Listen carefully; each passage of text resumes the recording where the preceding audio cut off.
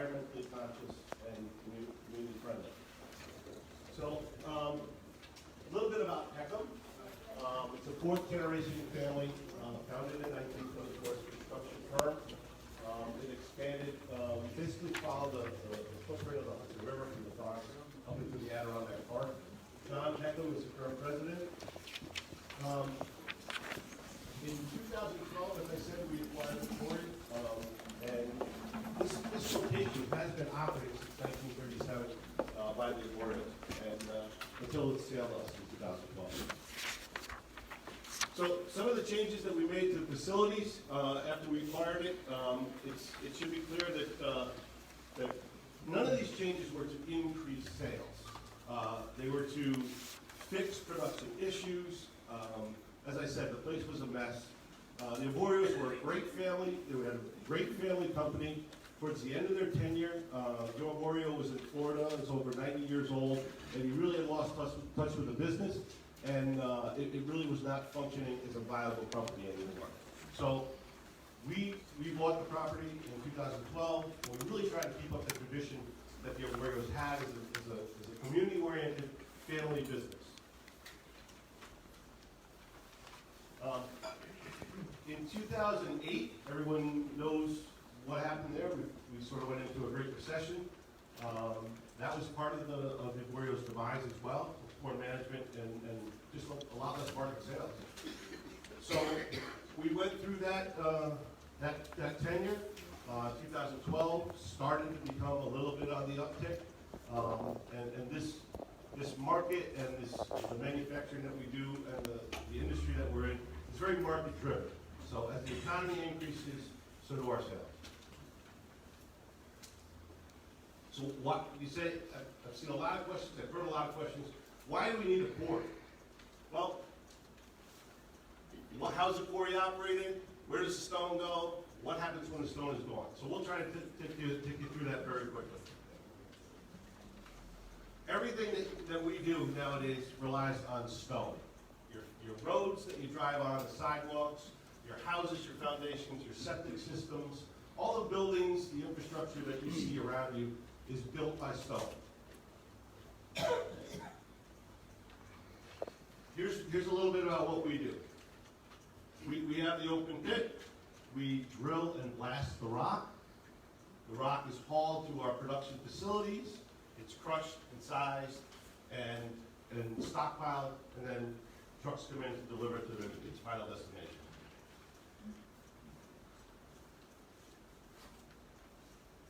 So where does this stone go? As I said before, every activity that we mentioned before, all the pavement that happens, all the building infrastructure that you see going around in Dutchess County, that's where the stone goes. We don't build buildings, we don't build roads without stone. Oh, just as a corollary to that, we've heard that a lot of folks say all the stone goes down to Westchester County. That's not true. We feed a local market here that's very violent. Dutchess County is a really good market for us. Do we supplement to our other plants? Absolutely we do. We buy stone from a lot of different entities, from Tocon, from a number of other quarries down on the other side of the river. But there's just not enough stone. So what happens when the quarry is done and gone? Well, that's about what it should look like. That's the final dispensation for that quarry at the end of its life. So I'm going to transition now to Jason Capel. He's our environmental guy. Hi, I'm Jason Capel. I'm the Environmental Compliance Manager with Peckham. I'm also a licensed geologist in the state of New York and the state of New Hampshire. In the last 3 years, as Chris indicated, since more than 2012 when we purchased the facility, but recently in the last 3 years or so, there have been several upgrades in the facility that have required interfacing with the community in terms of site plan for some projects that will detail in a few minutes. What I want to talk about is Peckham's long-standing history of working with environmental groups to preserve property, to look at the development environmentally, and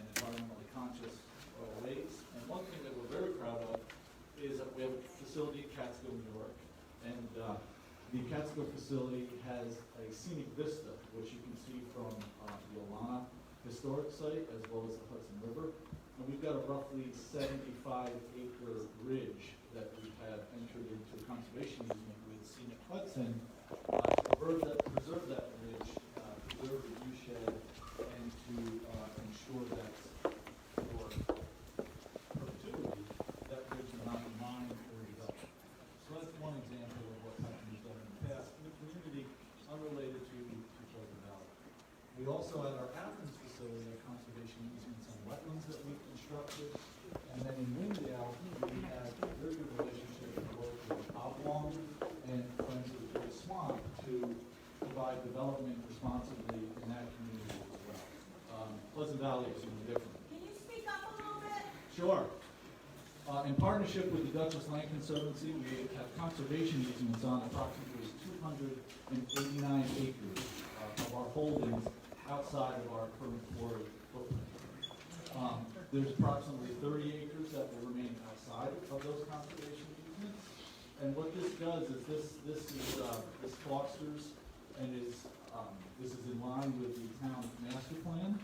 The conservation easements align with the town comprehensive plan and the 2013 open space and farmland, keeping development in the hamlet, in the more densely populated areas, and keeping development outside of the more rural areas of Pleasant Valley. So the acreage that I just mentioned is shown graphically here on the slide, as well as on the boards that you'll be able to see during the breakout session. The Dutchess Land Conservation easements are outlined in yellow, 3 parcels totaling 289 acres. One parcel potentially rezoned is 32.6 acres. And one thing to point out here is outside of the quarry, which is currently developed, those additional acreage that I'm talking about, which we own, roughly 90% of that would be put in conservation easement, and there would be roughly 10% set aside for potential future study of reserves. Reserves, Peckham thinks of reserve, we're a 95-year-old company. We think of reserves in terms of decades, and we would consider a small portion, 10% of our property, to potentially study in the future. There's no plan for current development, but that's where we stand at this point. I'm going to pass the microphone off to Dan Flannery, Assistant VP of Central Region. One more thing, sort of connect the dots on what Jason had just said. In the course of the improvements that Dan is going to mention, we've had the opportunity to come to this building and discuss with the planning board, all the permits that we need and all that. How do we do this?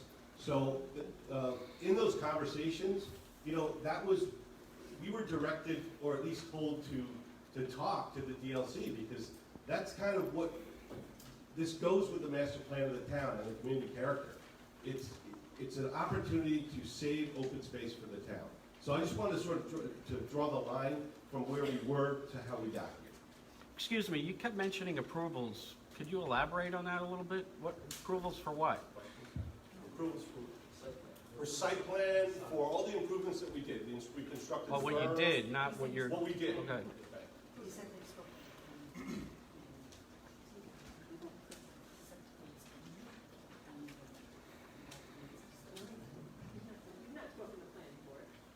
No, the town board.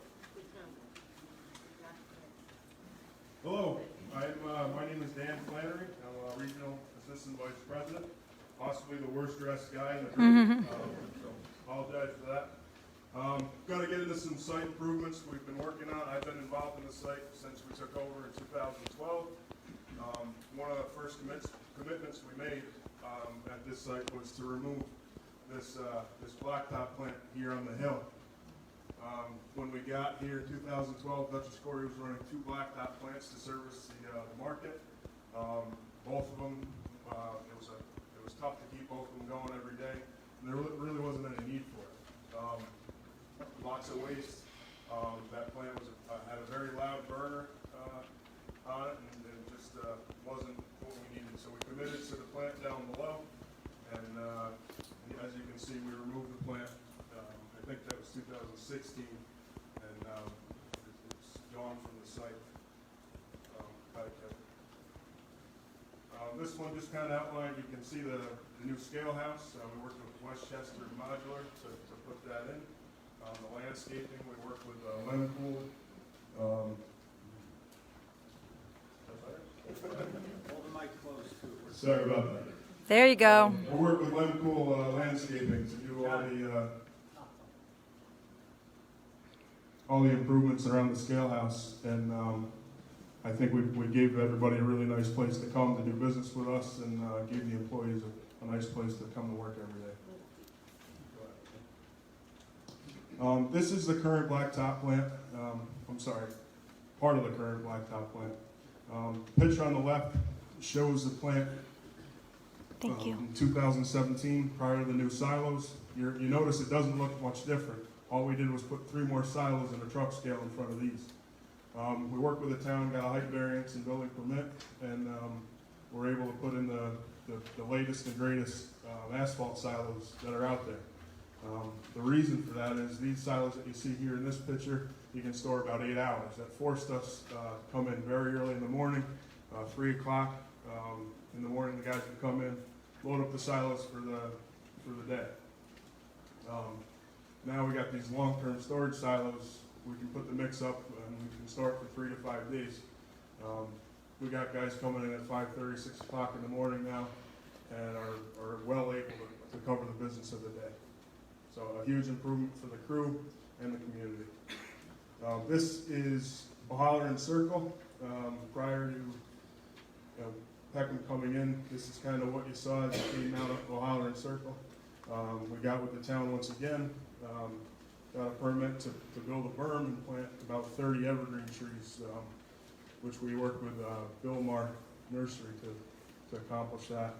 Later on in 2018, we got a permit again from the town to put up a stockade fence just to further, separate our site from the community. Just another shot. This is kind of off North Avenue, looking into the site.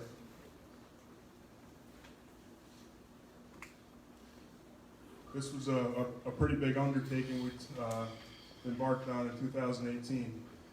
2012, you see all those stockpiles all the way out to the North Avenue. Sometimes we'd have to put a loader out here to load the trucks or bring the material back into the site. It was a hazard. We worked with Dutchess County, kind of wanted us to do this project. We wanted to do the project and the town as well. Basically, we moved probably 200,000 tons of stone into the site. We did probably 25 blasts during the winter and blasted all the stone out from underneath the conveyors. And we're able to push those stockpiles back and build this beautiful berm you see here today. Planted the grass just a couple weeks ago, and that project is just about complete. A couple more shots of that area.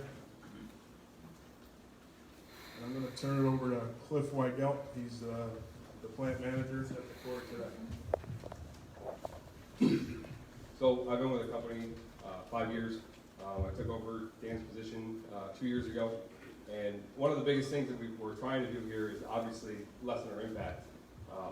One of the largest notable things that we've done around the property is we've pushed the pavement back as far into the property as we can. And that helps us keep the stone traveling out into North Avenue, and it also helps with keeping the dust down because it would just track and track and track. So beyond that, we employ Easy Street. Easy Street comes in anywhere from 3 to 5 times a week, and in case of emergencies. And they're there to pick up the stone track, and there's numerous times that we've had them come in there and take care of. They actually go up and down North Avenue, all around our property, all around each plant as well. And then last year was probably one of the biggest changes we made. We bought a water truck, and I searched high and low to find one of the best solutions to kind of help our dust situation and our roads to improve that. I've done back trucks, I've done this, I've had new vehicles in there, I've had old stuff, I've tried everything. When I brought this thing in here, it's got what we call a street flusher system on it, and it actually pressure washes the pavement. And that was probably one of the biggest differences. As soon as I got it in here, I was like, we need to have this thing. So it's an essential part of what we do. We soak the shot rock, so when a blast goes down, we soak the shot rock. We also have dry screen products, and we soak them as well, so loading them into a truck to kind of mitigate the dust. And then we have water at both crushing plants for anywhere there's a transfer from stone to conveyor to screen. We also we control that as well. And 2018, MSHA, Mine Safety and Health Administration, did an employee respirable dust monitoring study. And then the other thing too is traffic. You know, that's always a big concern. And I mean, I think a couple years ago, I would say probably like 3-4 years ago, you know, the traffic lines were long, and it was 5 a.m. and they were out there on the road and stuff. We are really strict with our rules, and I personally am in there very early, and I make sure that anybody who's in there that doesn't know that we're supposed to be at 6 a.m. start, I tell them. Same thing with Jake breaks, and same thing with speed and everything else. It's an effort that we put together between the scale house, myself, and any other employee that hears or sees. Not everybody knows it, so you will hear from time to time, but I will tell everybody, and I'm on top of it. So we also have, you know, violations. We're very strict about it. We'll suspend them, and if it just continues, then we just won't let them on property. Another thing that we obviously care about too is the sound. The silos that we put up help us with the early AM starts, but the next step is we went to the mixing drum plant, and as that went up, the batch tower came down. And when the batch tower came down, there's a lot of moving parts, and there's a lot of mechanical noises, and there's a lot of air, all these different things. And when that went down, it was very, very quiet. And even so, we put up sound barriers, and we put up the fence actually is another one of them. But we put up sound barriers around certain noise or higher noise areas, and that has drastically changed the impact. We're also, some of our vehicles have these white brigade or brigade white noise backup alarms. We're also changing them out so that they're all the same way. So they don't have any of the beeping, just so you know what I'm talking about. And then the no engine brake policy. And like I said before, that's something that I'm extremely strict on, and if I hear it, I'm all over it. I won't tolerate it whatsoever, and like I said, it's a big part of what I do.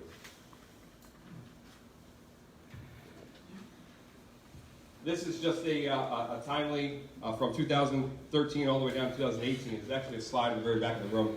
You guys will be able to read it. All the things that we've done, and it's just every year it's something.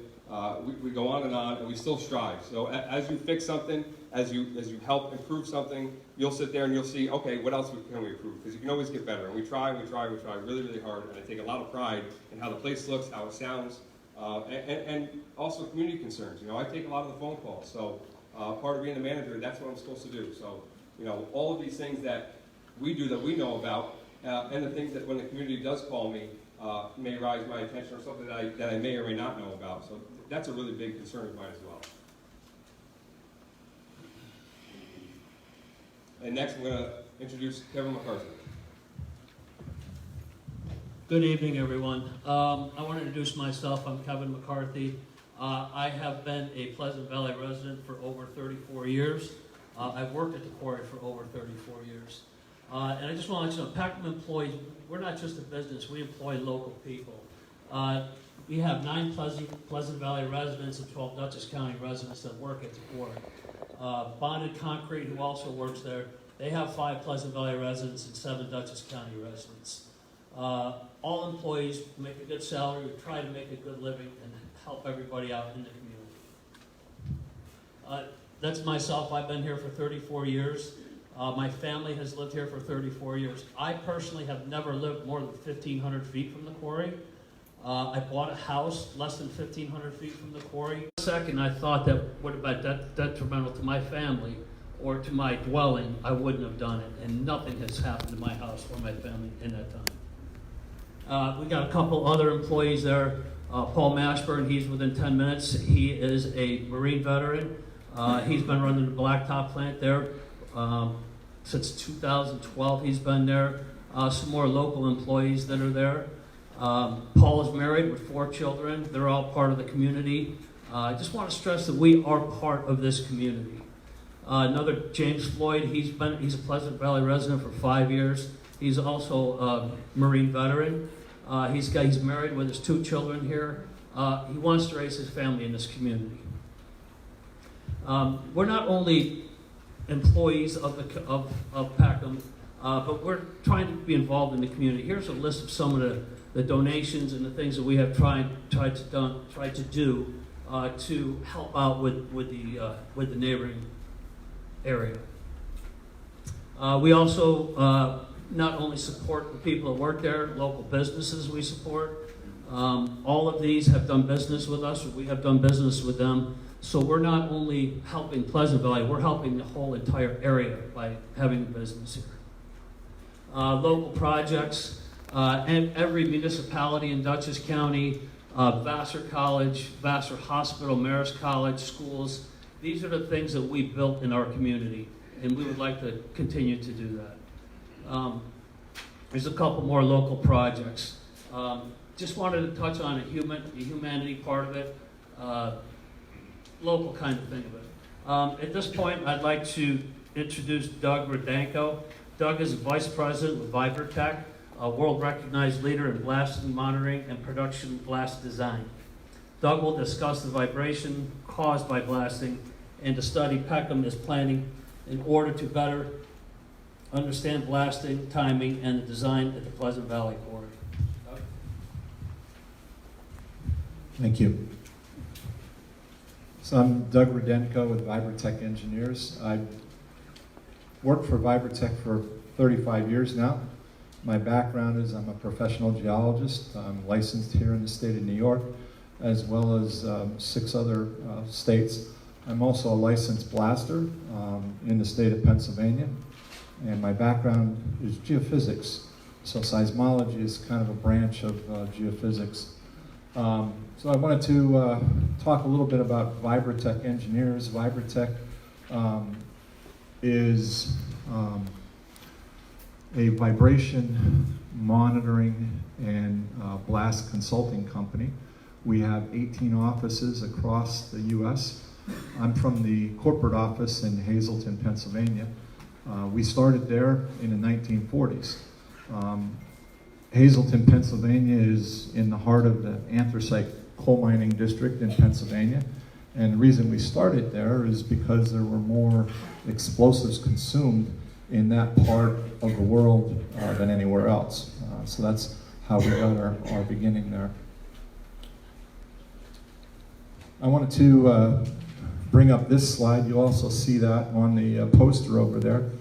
And this is actually the monitoring results, the vibration monitoring results for this year. So beginning on April 2nd through October 4th of 2019. And if you look at the this graph here, the DEC in the permit conditions for Peckham regulates the level of ground vibration and also the level of air overpressure. That's the noise that comes from the blast. This red line is kind of like the speed limit. And the origin of that red line was developed by research by the U.S. Bureau of Mines. The U.S. Bureau of Mines developed that based on looking at well over 70 homes. They instrumented those homes, measured ground vibration, and also measured the response of the structure to ground vibration. And they looked at what levels cause cracking conditions to occur in the homes. So that regulation is actually the regulation in about half of the states in the United States. This is the air overpressure regulation.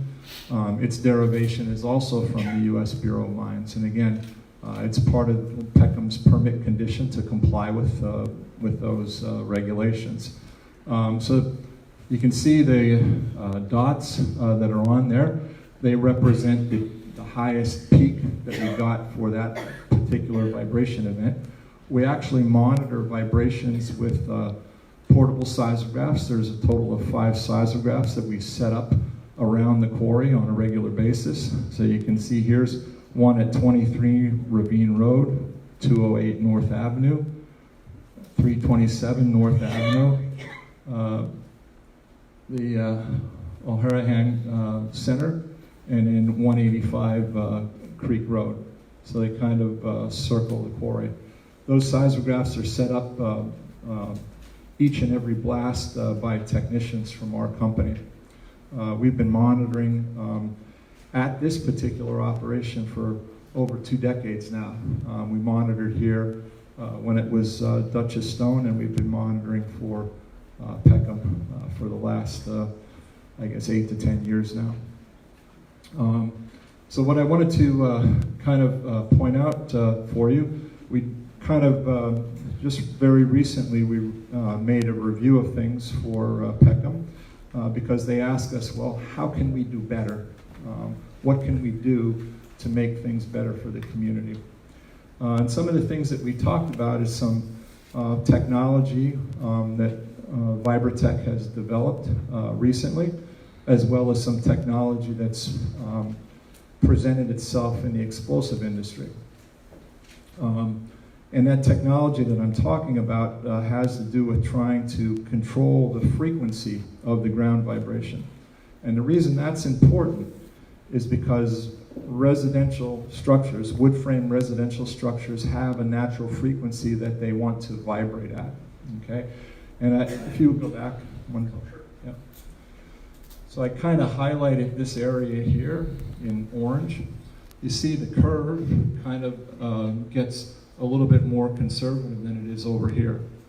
And the reason that is that's the frequency range that residential structures like to vibrate at. So if there's energy put into the ground near those frequencies, it'll be more perceptible inside the structure.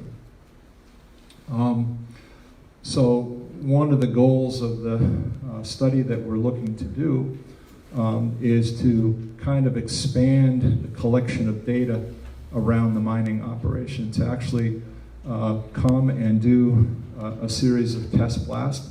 And at that time, we'll put out over 100 seismographs in the community to measure how the geology wants to transmit vibration from the quarry out into the community.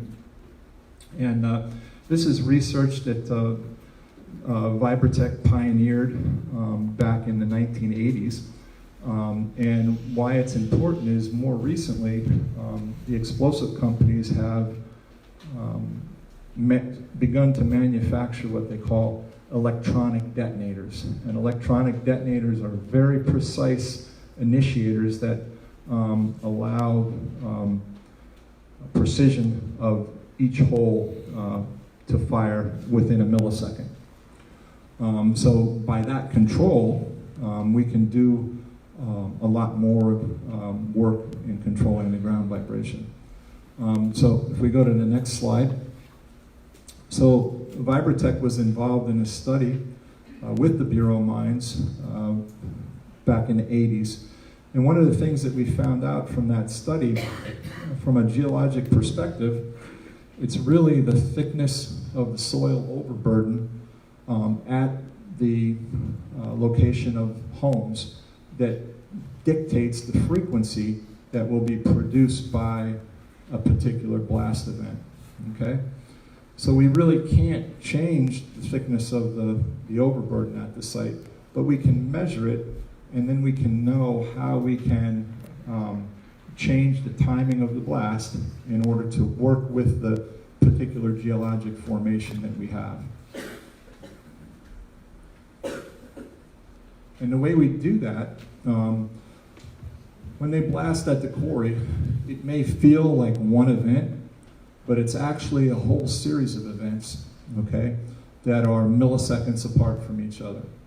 So when they blast a typical quarry blast, they might have 20 or 30 holes that they've drilled into the rock at a certain spacing, and each one of those holes goes off milliseconds apart from each other. So one of the things that's really important from a physics standpoint is that the reciprocal of time is frequency. So by controlling the timing of the blast, you can control the frequency that's put out into the community. So the way we do that is we strip that multi-hole production blast down to its basic component, which is just one particular hole. So we detonate one hole, and when we detonate that hole, the geology, in particular the overburden thickness out in the community around each house, will vibrate at a certain frequency. So now we've identified the frequency that wants to propagate at the site. So this is an example of just one hole detonating. So you can see the hole detonates. It detonates in about 2 milliseconds, but the ground vibrates for well over 2 seconds. And it vibrates at this particular site, which is was up in New England. It vibrated at a peak of about 7 hertz. So you can see that that peak is right in the middle of that yellow band, which is what I was showing you before. So it's right where residential structures want to respond to it. Okay? So if we detonate a blast at a time that continually perpetuates that 7 hertz, that's not going to be a very good feeling blast for the community. So we go to the next slide. So part of that research that we did with the Bureau of Mines was to look at how could we change the timing of the blast such that we could create what's called destructive interference, okay? You can either have constructive interference or you can have destructive interference. So constructive interference is when those holes that I talked about are in phase with each other. That means that the peaks and troughs kind of line up. And when they line up, what's going to happen is it's going to amplify the vibration at the frequency that the geology wants to respond to, okay? But what we can do is we can create destructive interference. That's where these peaks and troughs are out of phase with each other. And when that happens, we minimize the vibration that the site wants to respond to, okay? So these are actual test results from the research that we performed with the Bureau of Mines. This blast, we have 2 blasts. They were on the same bench. These blasts were all the same. The only thing that was different was the time between the holes and the time between the rows. The seismograph was set up in exactly the same place. The holes were the same depth, same type of explosive, same amount of explosive. Everything was the same except the time. So we went from this to this, just by changing the timing of the blast. And the reason I said that this is important is because now the explosive manufacturers have developed electronic detonators. So the detonators that are typically used in a mining operation are called pyrotechnic detonators, okay, and they're less precise. They have variability in it because the way the delay element works is it's actually, they're burning a small amount of explosive, so that the time element is a function of the amount of explosive they have. These new electronic detonators utilize a little computer chip to get their time element, so they're much more precise. So I wanted to show you some examples. This is actually a mining operation in Texas, and all these little yellow dots represent seismometer locations. This is what the little seismometer would look like. So we can put those out, and we record a series of single hole blast and production blast. And the reason we're interested in that is to, next slide. Then we can begin to understand how the geology propagates energy. So what this is showing us is this is a contour map of the amplitude of the vibration. So you can see from this picture that there are some little anomalous areas at this site where we have a kind of a high spot of vibration here. There's also a little lobe of vibration in here. Now the next thing I want to show you is actually what the frequency looks like. So this is a map of the frequency of the ground vibration. And what's really interesting on this particular site is we've kind of color-coded these, where these are low frequencies that houses like to vibrate at. So this particular area here Okay, you can see we have a kind of a red spot here and a red spot here. What's significant about that for this site is this is the area where a lot of people felt the vibrations and would let the quarry know that the vibrations that they were feeling were not acceptable. The reason these areas are there is because of the geology. The geology is very thick deposits of unconsolidated material that perpetuate ground vibration at low frequencies. So this was the map that resulted from a production blast at this facility. Okay, this is the map, same map, just for the detonation of a single hole. So you can see that same area, the single hole, resulted in that low frequency signal that we see, both here and here.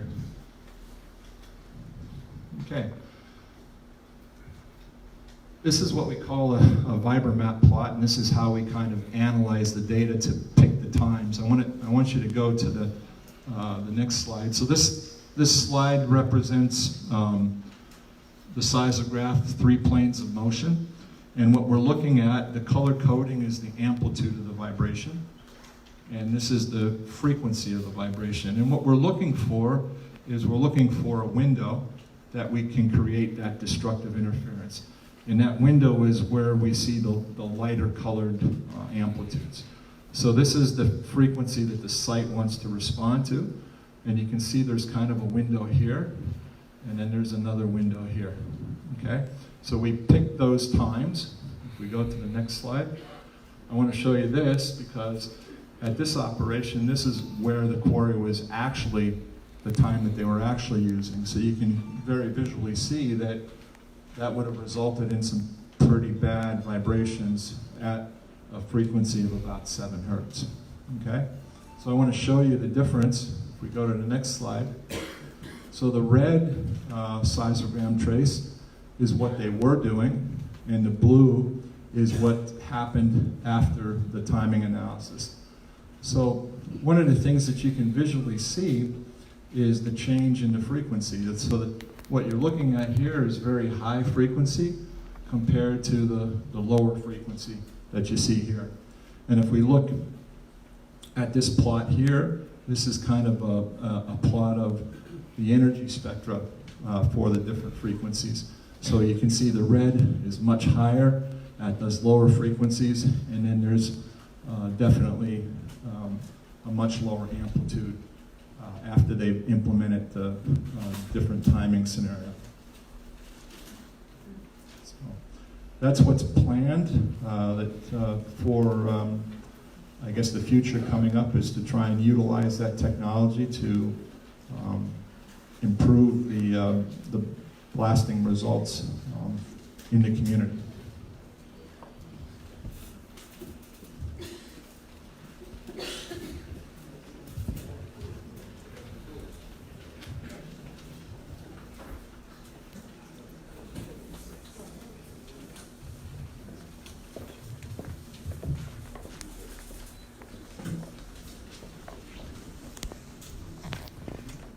Hi, so I'm Becky Thornton. I am the president of the Dutchess Land Conservancy. And the DLC has been in business since 1985. Our mission is to preserve the scenic, agricultural, and environmental character and qualities of Dutchess County. Since our inception, we have protected over 42,000 acres, most of which is protected by conservation easements. We were approached by Peckham about this project, I think just about 2 years ago. And they asked us if we would be interested in protecting just under 280 acres surrounding the quarry. The property consists of 3 separate parcels, one down here, which is about 35 acres, one of 101 acres, and then a third, which is almost 153 acres, which straddles Arborio Road.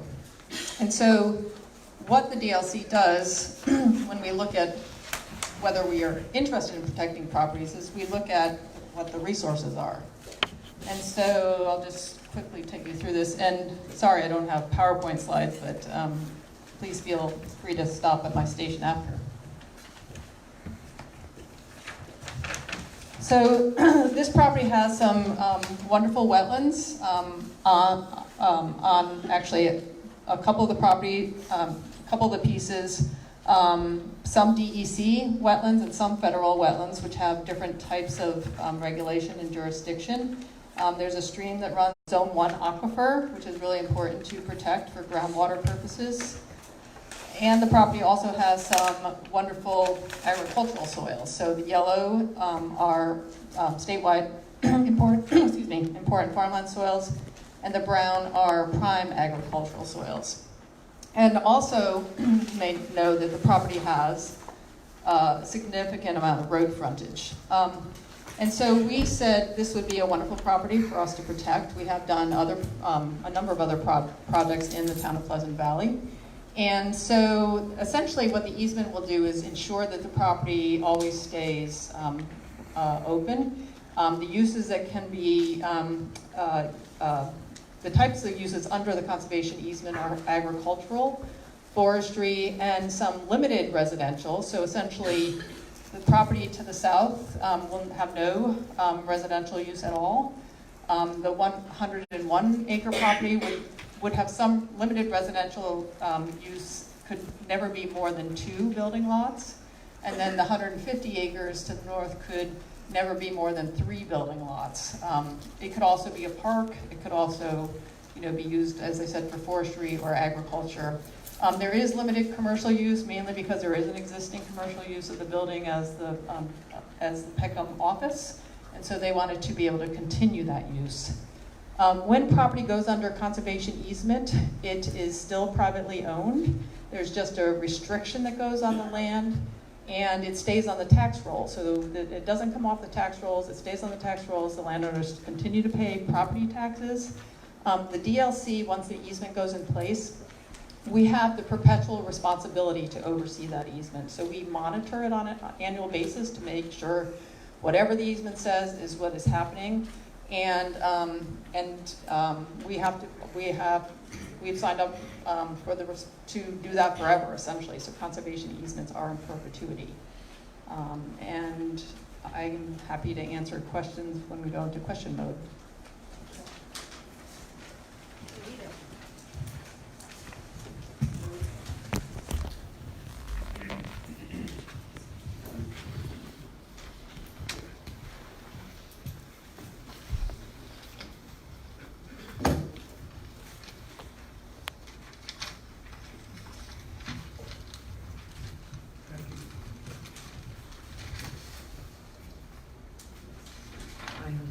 Some maps which you can look at later on. We can find a place for them somewhere.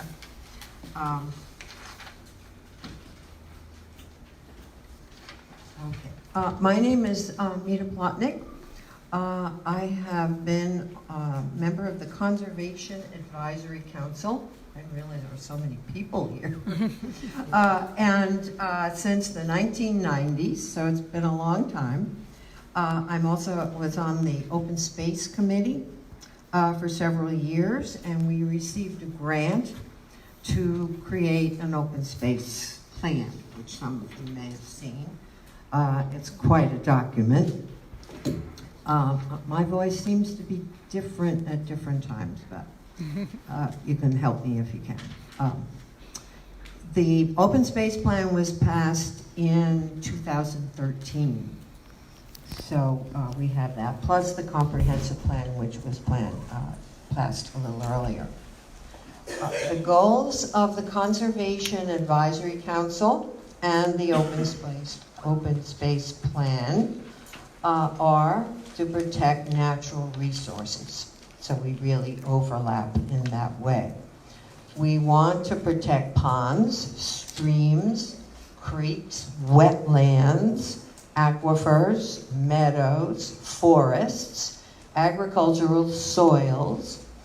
The best way, this is what protects our water and air to a great extent. Plus, large animals, habitats. It is best to protect large areas of land because then you are protecting different, you saw from the maps, you're protecting on one property, a forest, a wetland. So the larger areas are more helpful to the environment and also to habitat.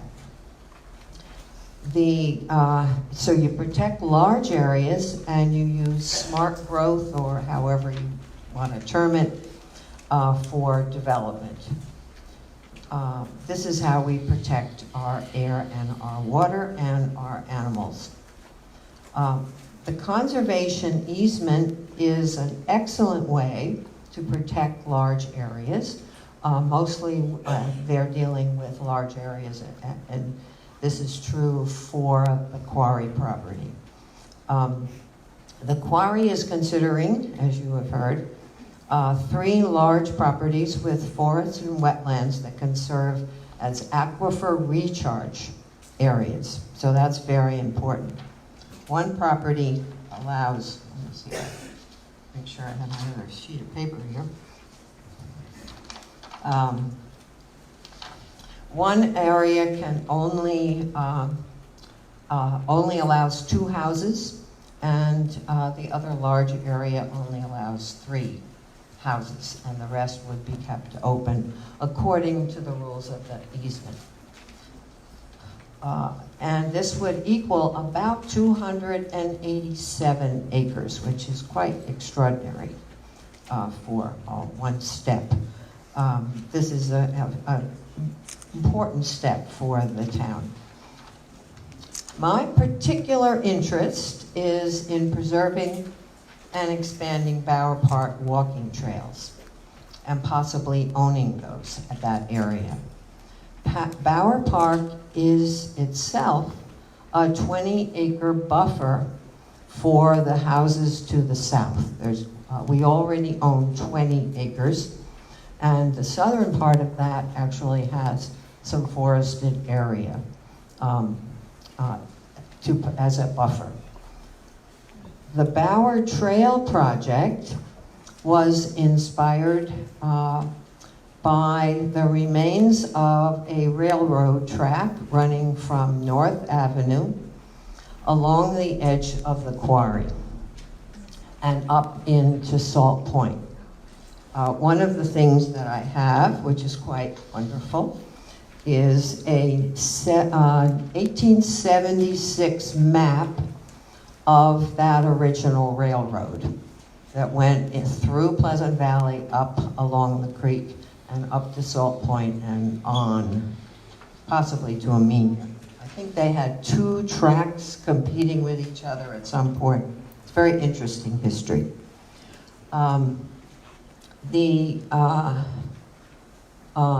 Rail trails now are very popular. We have been, my family, on the Dutchess Trail. Within the last week, we've walked and ridden on the Dutchess Trail that goes to the river. We have also gone to the Amenia Trail.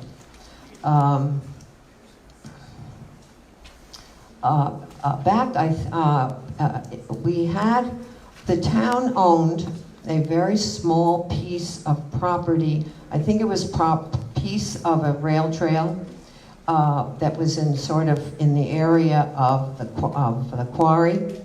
And so we worked out a deal with the quarry to trade that small little piece for additional land to Bower Park. So we gained a little more property than we gave away to the quarry.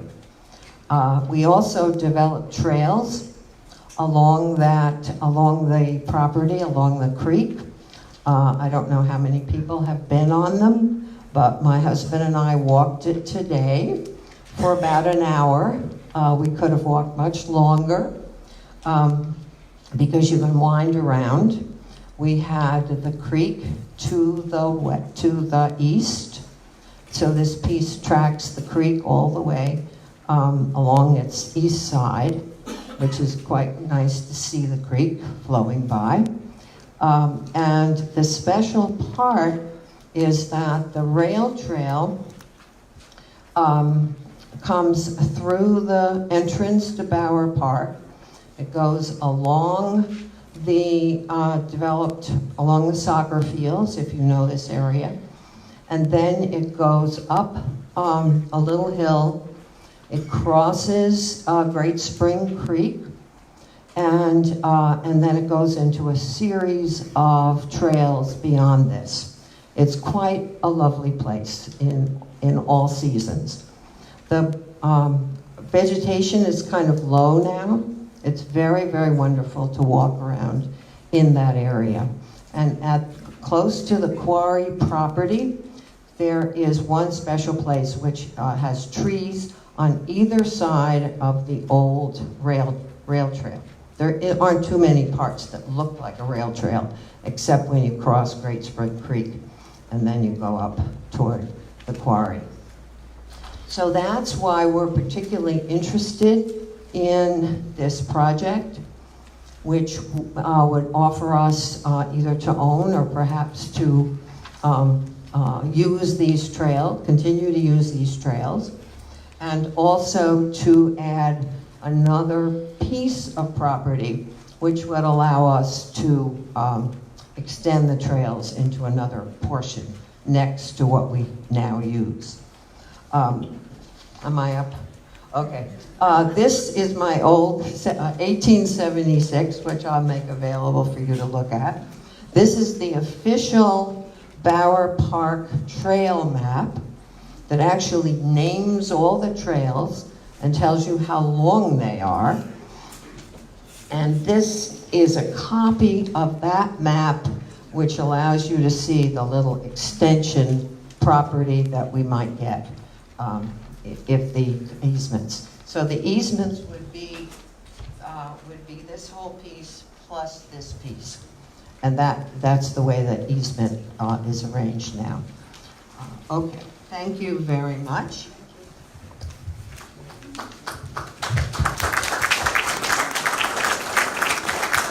So we're going to start questions now, and we're going to start with Carol Campbell. Where is Carol Campbell? Here.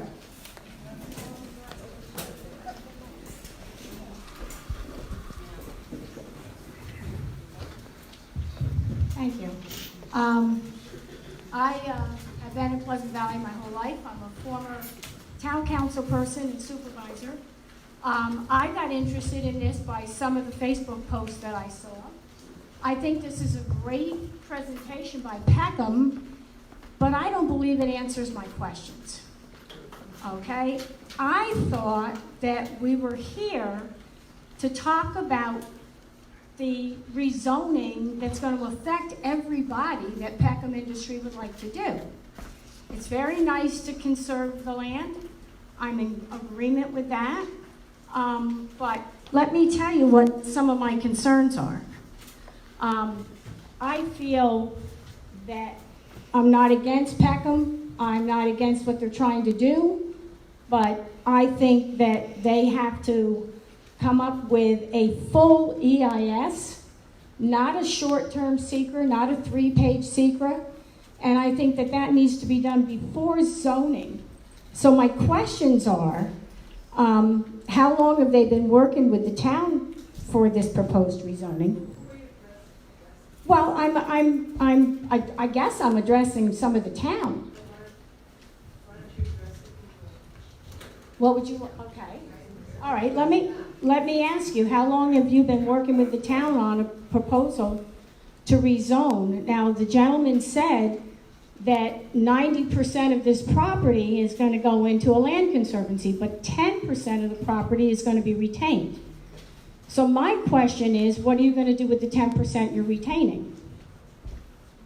Is that going to be a mining operation? Excuse me. Stop cutting you toward time.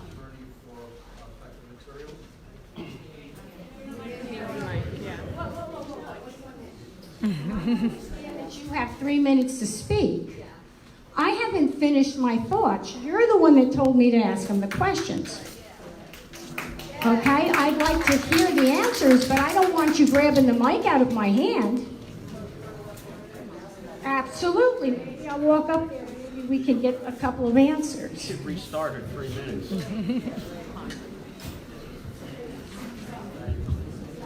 Yeah, so the way this worked, as Chris was talking about, a few years ago, we had a lot of complaints from neighbors.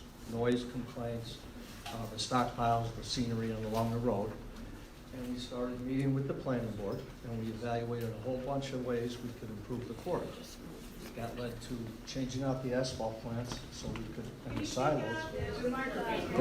That ended up changing out the asphalt plants and the silos so that we could be quieter, and by having the overnight silos, the 3-day silos, we no longer had to start at 3, 4 in the morning. So we started addressing those questions. We also went through improvements along North Avenue.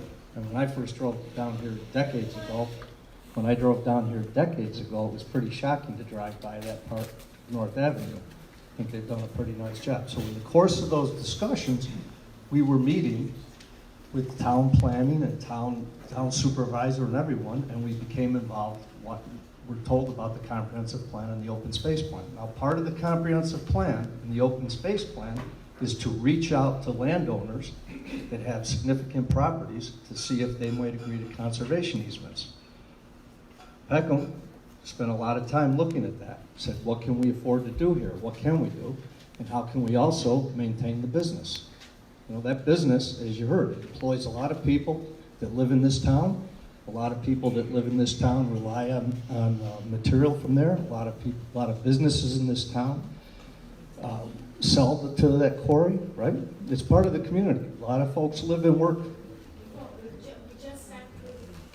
Right. So it wants to stay and be part of the community. Quarries, they're a consumptive use of the rock. We looked at, okay, what could be our plan over time? There's 66 acres to the south. We said we might consider, we would consider donating other lands into the easements, but we'd like to keep the quarry open. So let's see what part of these lands we would consider conserving and what parts might we be able to mine. In order to mine, we don't know yet exactly how that will lay out. There's no way to know. They have to drill cores. They have to find out what type of rock is, how it lays. They have to design, blasting. We have to see how that geology works for blasting. There's all kinds of work we have to do before we can ever even develop a mine plan. Once we develop a mine plan, we will probably spend 5 to 10 years in environmental reviews. You've probably seen some of these. There'll be scoping. There'll be public scoping. We'll have to, before we even start, we'll have to evaluate the terrestrial ecology. We'll have to evaluate the groundwater. We'll have to evaluate scenery, scenic view sheds. We'll have to do that during each season of the year. All those studies have to be prepared first. And that's part of designing a mine plan. It costs hundreds and hundreds and hundreds of thousands of dollars. Right. Then what will happen is we will make an application to DEC, and then there'll be more likely than not, there will be a positive declaration. Then there'll be, no, I'm explaining exactly how this works. I'm explaining how this works. I'm sorry? Maybe I need to rephrase my question, okay? Because I thank you very much for explaining all that to me. I was in planning for quite a long time. My concerns are not just the lands that you're giving back. My concerns are, is this rezoning that the town is reviewing going to have a piece of property where Peckham can expand? Yes or no? Yes or no? Yeah, yes. We're asking for the quarry district to be expanded to the south, so we can. And then once we know what area it's possible to mine, that's why the long speech. Once we know the area, we can design a mine plan, and then we can do the studies, and then we can have them reviewed. I'm going to make this short. I really appreciate that you're answering my question on what to do. I was in planning and zoning. I worked for the county. I understand all of this. My question has to do with the rezoning, not what you're going to do down the line. My question is, before this property is rezoned so that the quarry can expand, and I love the whole presentation, that's great. I want questions answered such as future environmental concerns, traffic, aquifers, the whole 9 yards. I want that answered at the time of the rezoning, not down the road.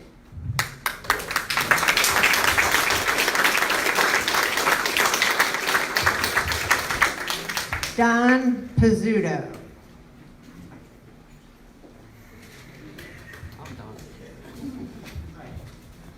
My name's Don Pizzuto. If you've been to the last Speak into the mic, hon.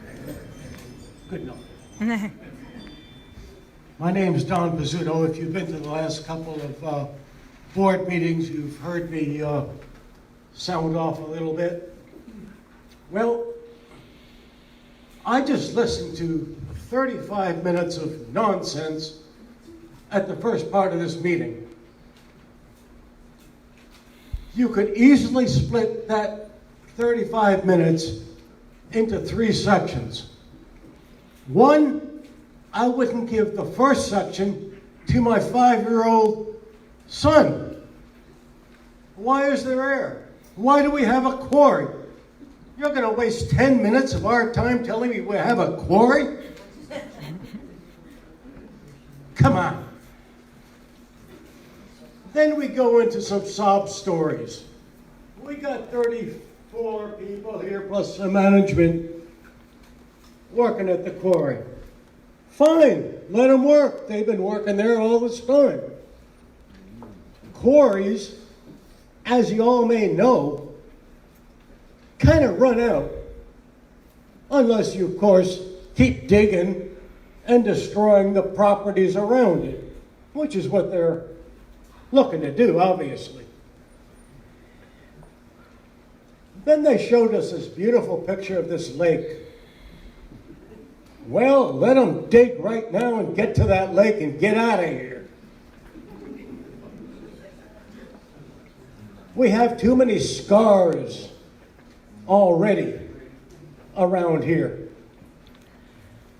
I brought up a couple of weeks ago, looking at those pictures. It's a graveyard.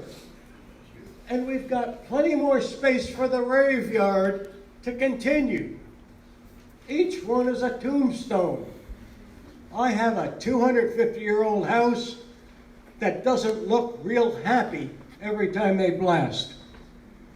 One of your slides up here showed blasting going into the bedrock and the vibrations, and a nice little house sitting on a hill, not even tipping a bit. Oh, you want to see a house tipping a bit? You want to see a house with some cracks in the walls and ceilings?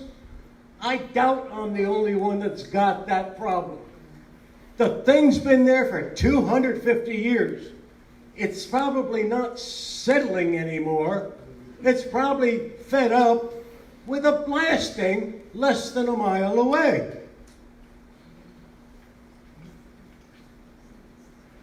Now, the third part of this presentation was totally nonsense. We've got over the fact that the first part was for kids. The second part was just to get us a little teary-eyed. And the third part, I'm not sure you could give that to a graduate student in geology that would understand 90% of it. Did you? Yes. All those graphs? You understood all that nonsense? Okay, fine. I got a college degree and a couple of 3 years with geology. The basic line came down to 2 lines. You make vibrations, you try to settle them down. Fine. The bottom line on this whole mess is very, very simple. In one of your slides, we are in regulation with your Pleasant Valley Comprehensive Plan.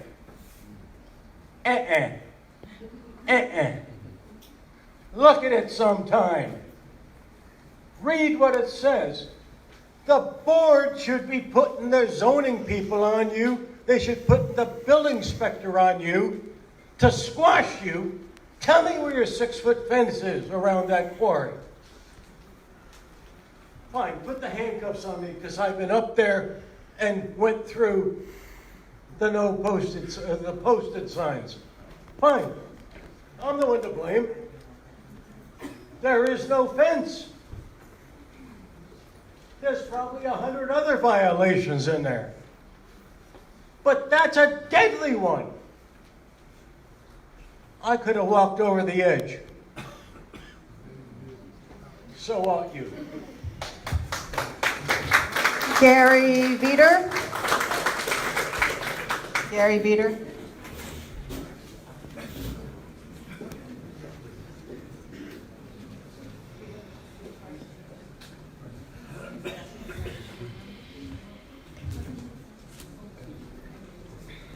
I was asked to ask a question of them. Pardon me.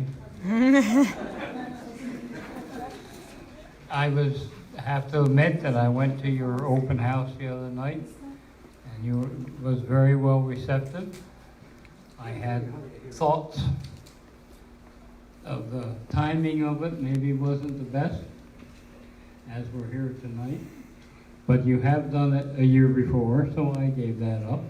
And I was happy to go. I saw improvements that you were trying to make, and I think that's the proper direction. I was a very good friend of Joe and of Vera Arboreal. And I knew the operation they ran, and they ran with the technology of the times, which is past.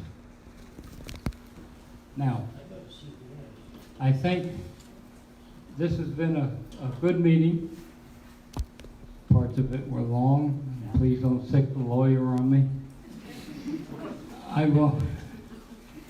would like to express my thought that this meeting should have been 2 years ago and got information out at that time. It's not their fault. Because it has created a feeling in the community that nobody knows what's going on. And as a former supervisor, I would never let that happen. Thank you.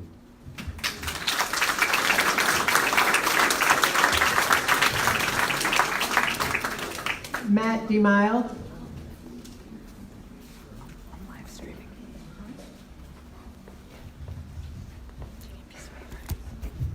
So hi, I live on Bart's Way, just down the road on North Avenue.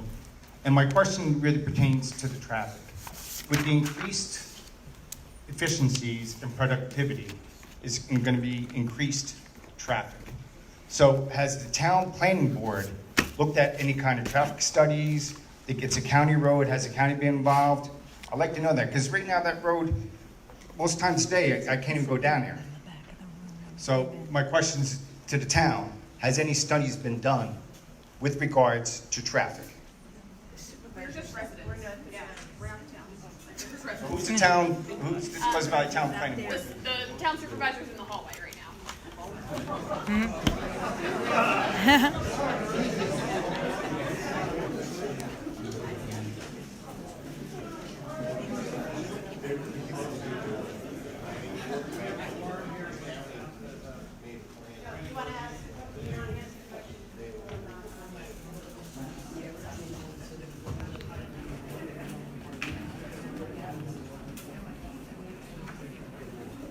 Okay, there is no traffic study at this time, but thank you for your question.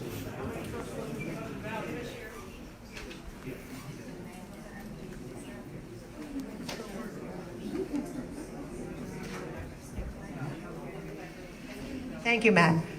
Butch Cronk? Butch Cronk.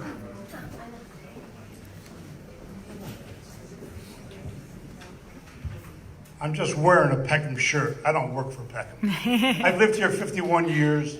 My wife lived there 68 years. She grew up on Creek Road. I've seen what this quarry has been. I bought my house 48 years ago. I think a lot of you in this room probably bought it a lot less than me. You know, I don't know what everybody's problem is. They pay sales tax, county tax. We all better think about that. They move out, you push them out of town, we're all going to make a difference. All of us. That's all I got to say.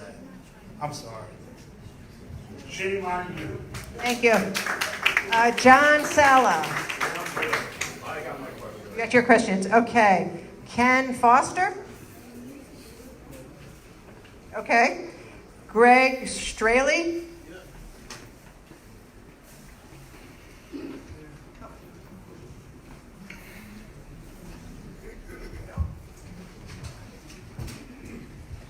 I live on 47 O'Halloran Circle. This is the dust that came out of John Sala's gutters just tonight. And we're talking about that water truck that pressure washes the road and whatnot. You guys just started doing that, literally. I lived there for 20 years. You guys just brought that truck on site, or it was on site, and you never used it. Your DEC permit states no stones, dust, or any particles on the road, North Avenue, entrance and exits. What's the story? I got the pictures.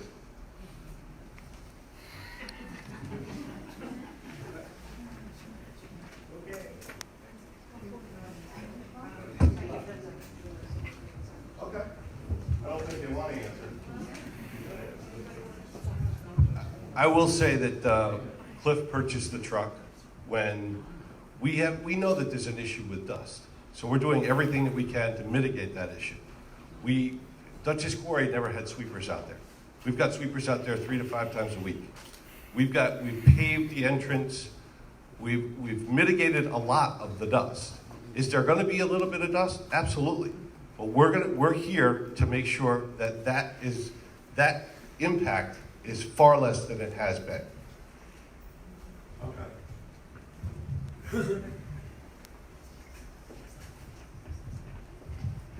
Isn't it true you're allowing demolition materials such as concrete, block, blacktop, bricks, and to be trucked in the quarry outside of Pleasant Valley? That is absolutely not true. We have a concrete plant that's in Byram. Our stone goes down to Byram Concrete. It comes back up. It's waste concrete. We bring it out to a job.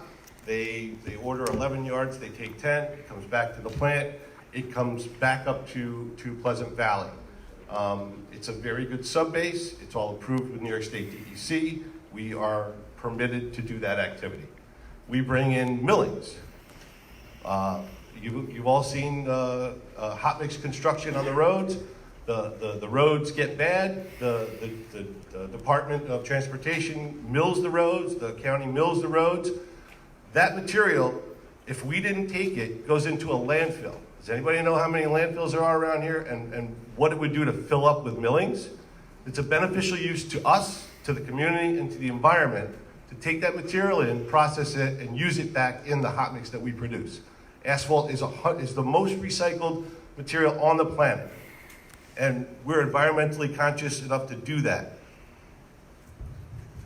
I have pictures of Amenity Construction, Ryan Sand and Gravel, hauling from Glendale the material out of there to your property, and pictures of them dumping it.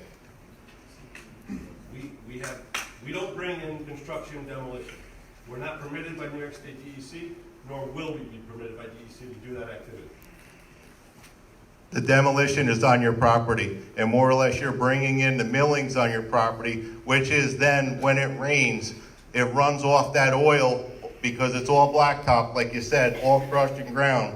And we're down there at the aquifer, and we're down there at the stream, and we are polluting, yous are polluting the water in our wells and our streams, and more or less the aquifer.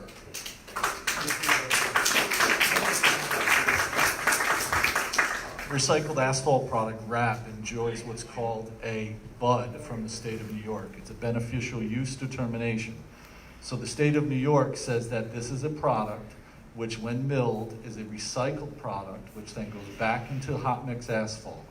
The transportation of that, the storage of that, the reuse of that is sanctioned by the state of New York, and we are allowed to bring that material in. Okay. the state of New York would not allow that activity if all of the deleterious effects that you just cited were actually true. So it's not running off in the aquifer nor the stream, the piles that you have down there? No? Okay, so we got a pile of stone here and the water's on it. Where's it going to go? It's going to go to the lowest point. It doesn't matter. It's running off the millings, correct? It's going into the ground, correct, the water? And what are we drinking? So let's not get around this, believe me. I've been in construction for 40 years. And one of my uncles retired from Arboreos. So along with the DEC permit, we'll get back on that about the dust. It states right on your permit about no dust and whatnot. And I don't understand why our zoning officials are not going out there citing you, nor the DEC. Because if they were citing you, the place would have been closed down 20 years ago, before you guys even came to town. So I'm not just picking on you guys.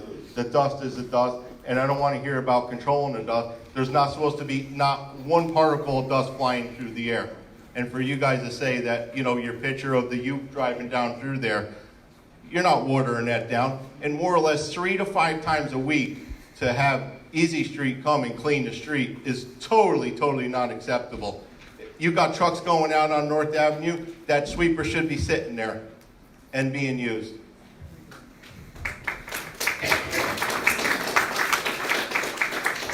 Roger Yearden.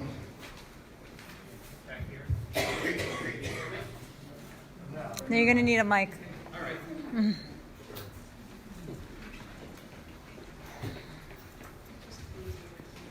Yeah, sure.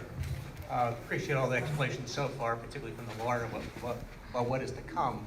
But you guys must have a reasonably good business plan to want to go forward at all.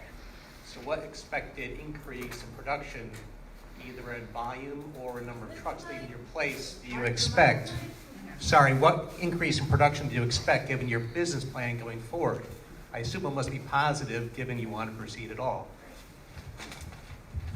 Thank you. As was stated before, we don't think of reserves in terms of 6 months, a year, 2 years. It's in decades. To be a viable business in the construction industry, you need those types of reserves. There is no plan to increase production in any form or fashion. The reserves will not give us increased production. It's status quo.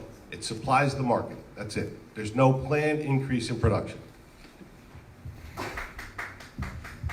Susan McNish.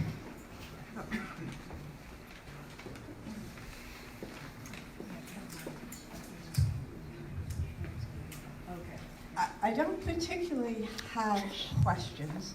I just want to state I have written a comment I'd like to read. There's a gentleman in a suit. But my understanding, the reason that I'm here tonight, and I really thought all of us were here, is that we are being told that there's a possibility that we might have a change in zoning code that might also require a change in the comprehensive plan.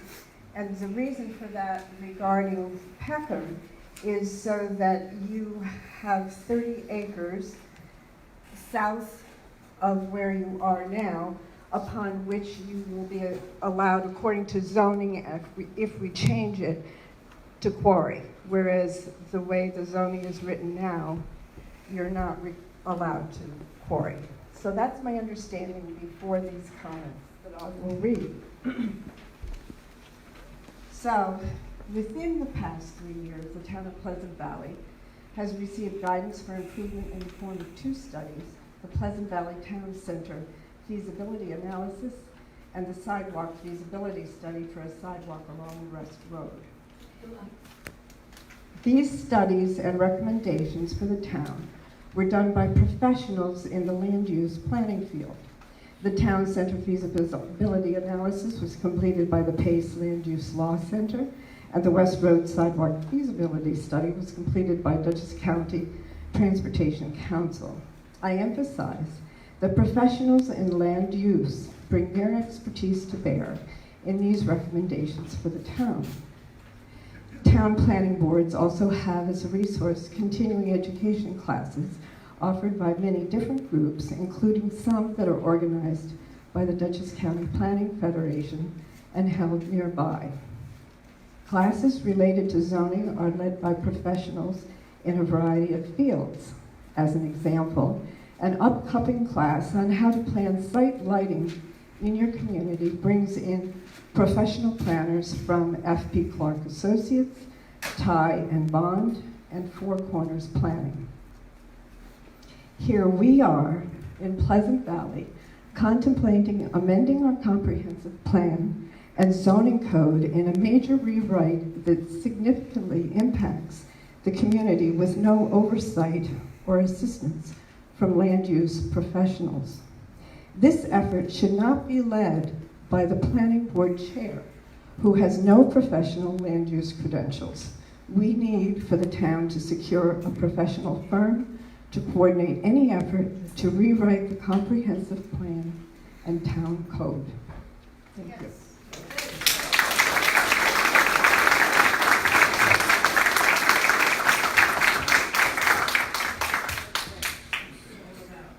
Steve McNish?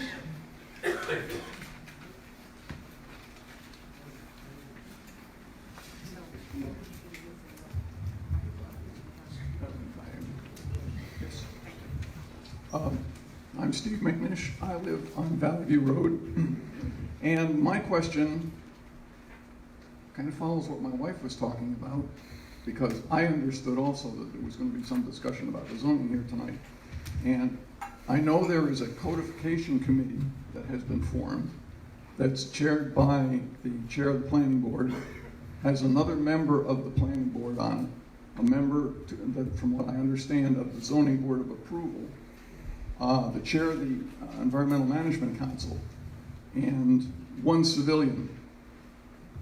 And I'd like to know who all is going to be on it, because I understand that, you know, looking at this, it's another town government operation. People in the town of Pleasant Valley have submitted letters, just citizens, to be on the committee, and the town board will be appointing people. Okay, Brian Franks. There are some people come in for interviews who want to be on. So has anybody been selected? Not that I'm aware of, but Brian Franks? Did he say? Okay. Suzanne Horn.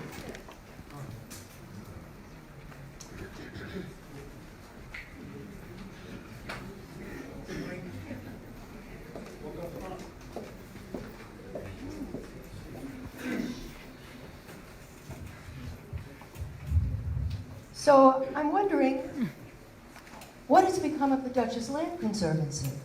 As far as I can recall, the Land Conservancy was always an organization that promoted conservation easements on farmland that was under stress for development of something other than farming, and for preserving open space. And in this situation, I haven't heard anyone really expand on what's really happening here, which is, and it's on the Town of Pleasant Valley website, quarry expansion in return for land protection.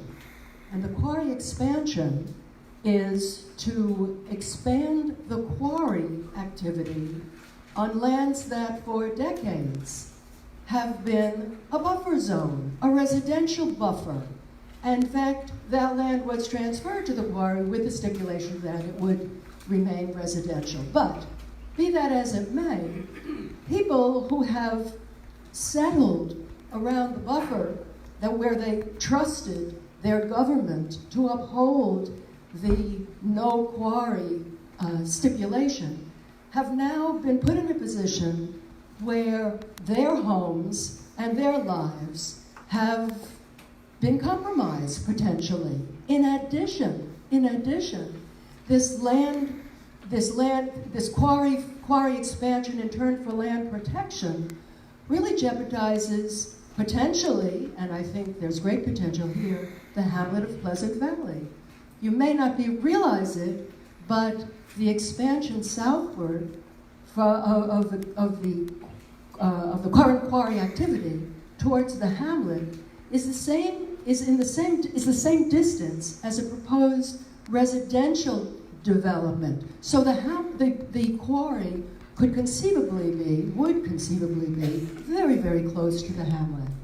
And it would usher in the sheer destruction of the hamlet of Pleasant Valley in return for drawing a yellow line around quarry-owned lands that are currently in a forest tax abatement program. So those lands do have some protection.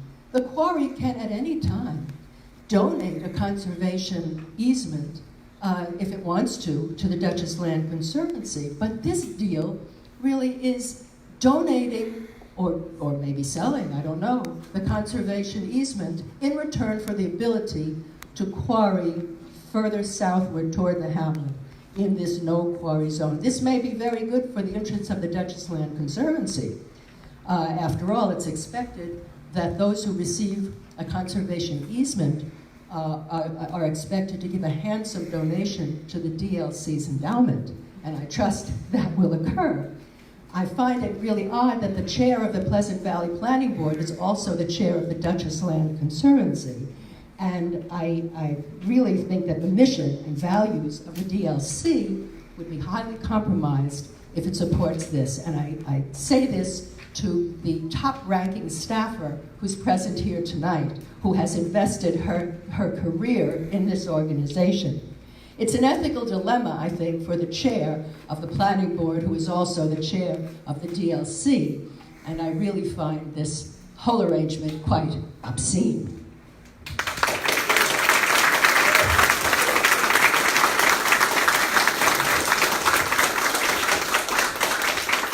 So I think I explained why the DLC was interested in protecting this property, because currently it's a large property that has open fields, that has intact forest, it has a lot of resources to protect, and that's what we look at when we're looking at protection.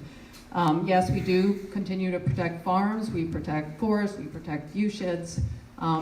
Each property that we look at has maybe unique or different qualities, but they all have resources that are worthy of protection. And so we look at this property just like any other property when we analyze whether we're willing to accept a conservation easement. In terms of an endowment, so we haven't actually, to be honest with you, even talked to Peckham Materials about an endowment, but there's no exchange of money for this conservation easement. So the process is often when landowners donate an easement, we may ask them for a small endowment, and what that is it's essentially money that goes in an account that helps ensure that we're able to perpetually oversee that easement in the future.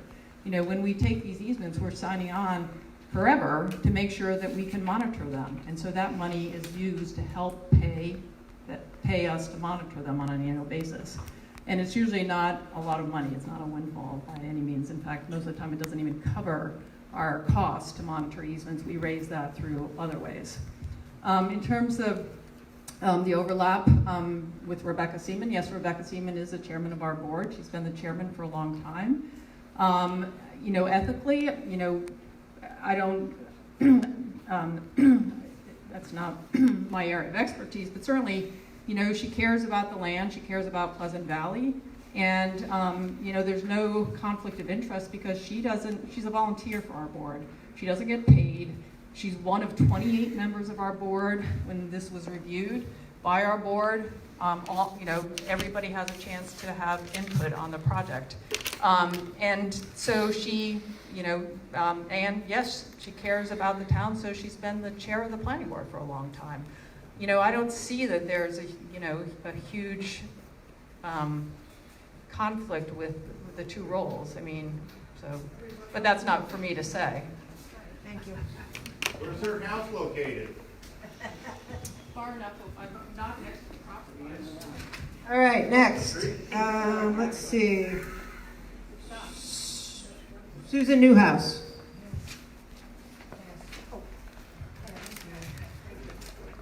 Kathleen Wolfanger.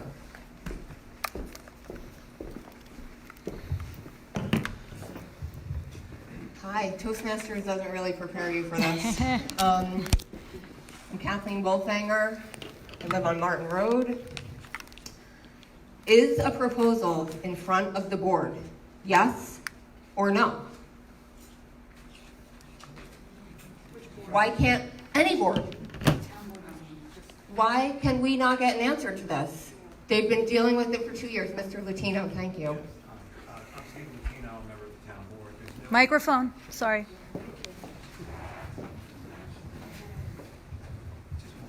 Hi, I'm Stephen Latino, a member of the town board. There's no proposal in front of the town board that we can act on at this time. It hasn't.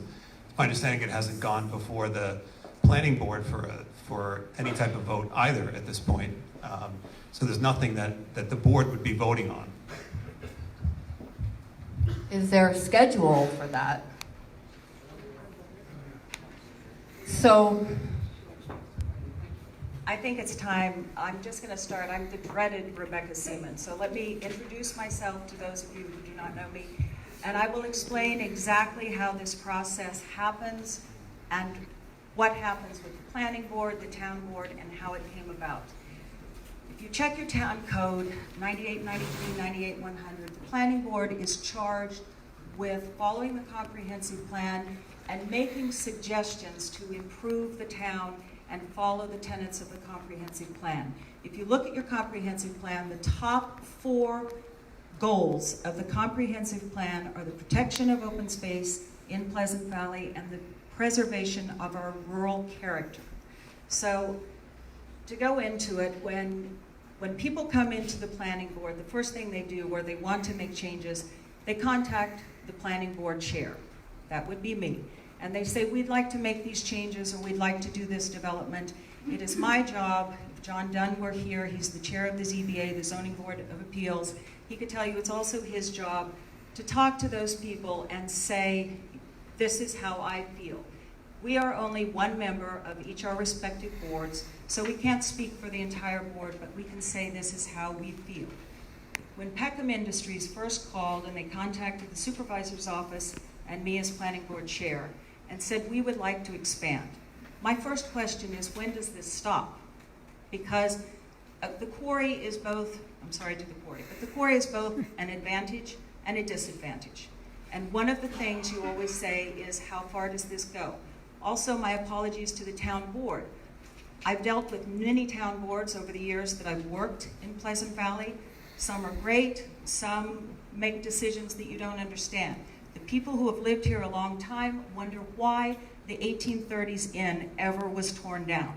So if you think that good decisions are always made, they aren't.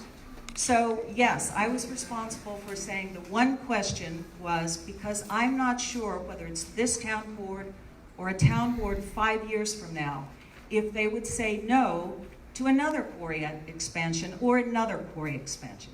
So the question is, when do you stop? How far do you want to go? Because we don't have the right to just say as one person, no. They have the right to come in and make an application. They said, all we want is this expansion of about 30 acres, 25 to 30 acres south of the quarry. And I said, that's all you want? Because people are going to say, are you sure?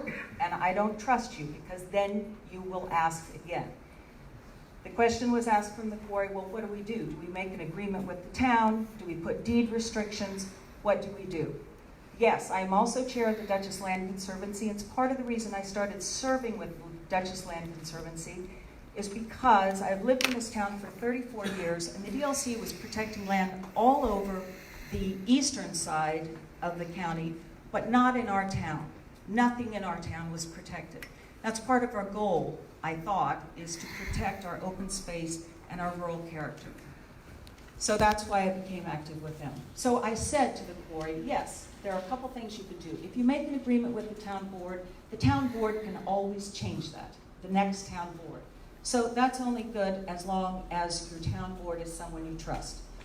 You can put deed restrictions. Deed restrictions can be overturned. They can be changed. They also have limited enforceability. The one thing you cannot change that protects you forever is a conservation easement. It's in perpetuity, you can't overturn it, you can't change it.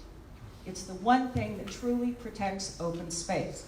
So when I said to the quarry, if I were you, before you ever approach the town, because this will not be a popular ask, I would go to a conservation organization. You can talk to Winnicke Land Trust, you can talk to the North American Land Trust, you can talk to the DLC.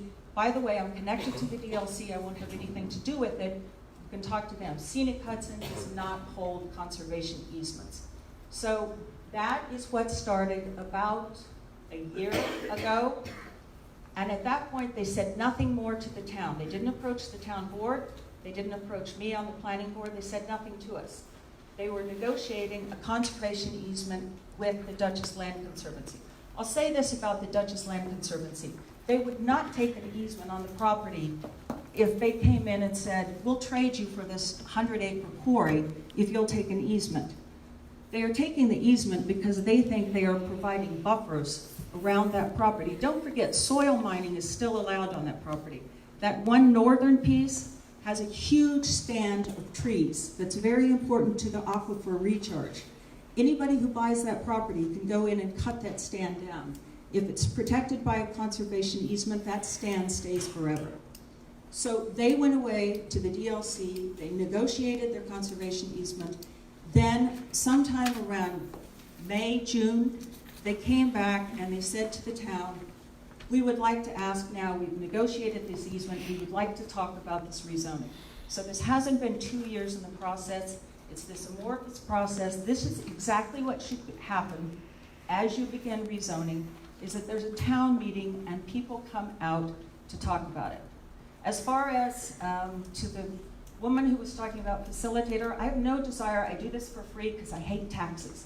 And if you hire somebody for $100,000, your taxes go up. I'm a lawyer, I'm not practicing, I don't represent anyone. I also taught law at the Southern Methodist University. I have served on the recodification committee, and I've been doing this for years. And I do it for free because I don't want our taxes to go up. Trust me, after this experience, you can hire someone. But I just wanted to explain the entire process, how it came about, and no one is trying to pull any wool over anyone's eyes. The problem is that most people don't, even people who are speaking to the process, don't understand it. So, thank you. Thank you. Rebecca,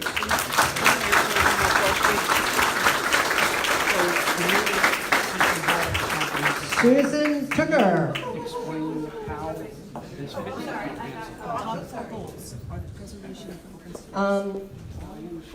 Okay, so thank you for that information. I did want to just say that for me as a resident, your presentation was very informative, and I did appreciate that, and I do like seeing all the improvements that you're making.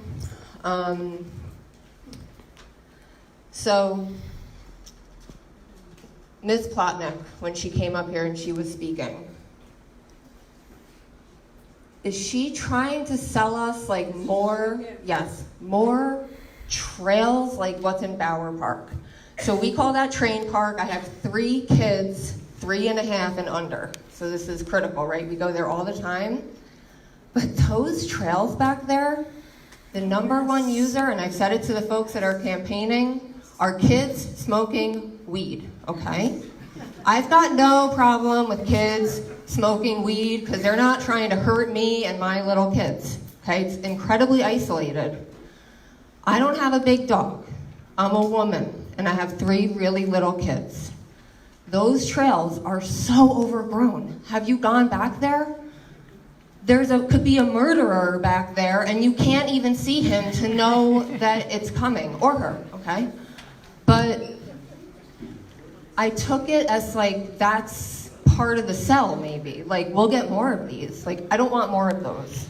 So I know, I see you back there, you're running on a rec ticket. A lot of people are like running on a platform for better recreation. Like that, please, for me, that's not the ticket. Thank you.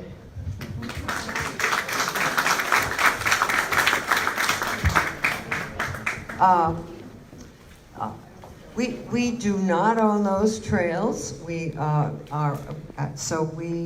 and they are mowed on somewhat of a regular basis, and they are perfectly available to you now if you want to walk. Thank you. Susan Tooker. Hi, good evening, everyone. Full disclosure, I am running for town board. I am running on the Democratic ticket, and people come to me and say, you're automatically opposed to the quarry. I'm not automatically opposed to anything. I'm a nurse for 24 years. I learn as I go. That's what I'd like to do here. I think we have some information. I think, sorry, I get nervous when I speak in public. I think that there's a sense that it's been done behind our backs, and that my platform is open, integrity, and complete transparency. And voice from the people. And I think that that's what we need here. We need to take a breath. We need to get all the information on both sides. We need to protect and preserve Pleasant Valley. I love Pleasant Valley. I could work any place. I could live any place. I choose to stay here. I think that we need business in this area, but they need to be good neighbors. Our barrio was not. I've been to town board meetings when people have brought the dirt and all of the similar issues up, and the town refuses to take care of it. The state refuses, and the county refuses. We can't have that. We need full disclosure. We need full transparency. We need to be able to make a decision and the voice of the people here. And that's what I'm asking. So I'm asking you that you participate this with integrity, with good ethics, and that you want to be a good neighbor. And if the answer is no, you continue to work with us. And if the answer is yes, then you live with the agreements that are made. That's all I'm asking for.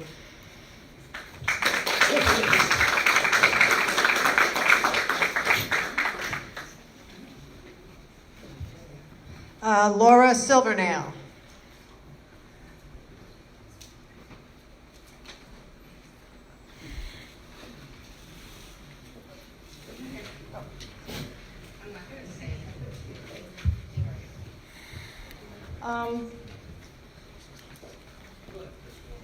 The quarry is right around the corner from me, and if you get the approval for expansion, you'll be about a quarter mile away from my home. I've been there 24 years. I know about the blasting and the noise and the vibrations. I'm not interested in hearing your claims of good stewardship of the environment. What is all this doing to the environment? The impact on our creek, on the trout, is it still a viable habitat? Is there any macroinvertebrate left in the nearby water? Speaking of water, do we even have consistent, continuous well monitoring data for the surrounding perimeter of the quarry? What is going on beneath the surface? All the homes in Pleasant Valley get water from private wells. I ask, what will happen when mine is compromised? So the upgraded equipment, which amps up production, is not what I'm interested in. And I also heard that if you get those 30 acres of that buffer zone, that will allow you to continue business as usual. If you don't get those 30 acres, I wonder, when will the quarry close? After 82 years of removing stone and digging a big hole, when does the reclamation begin? When does my neighborhood return to a peaceful residential rural environment as described in the town's comprehensive plan? When do we return to our Pleasant Valley?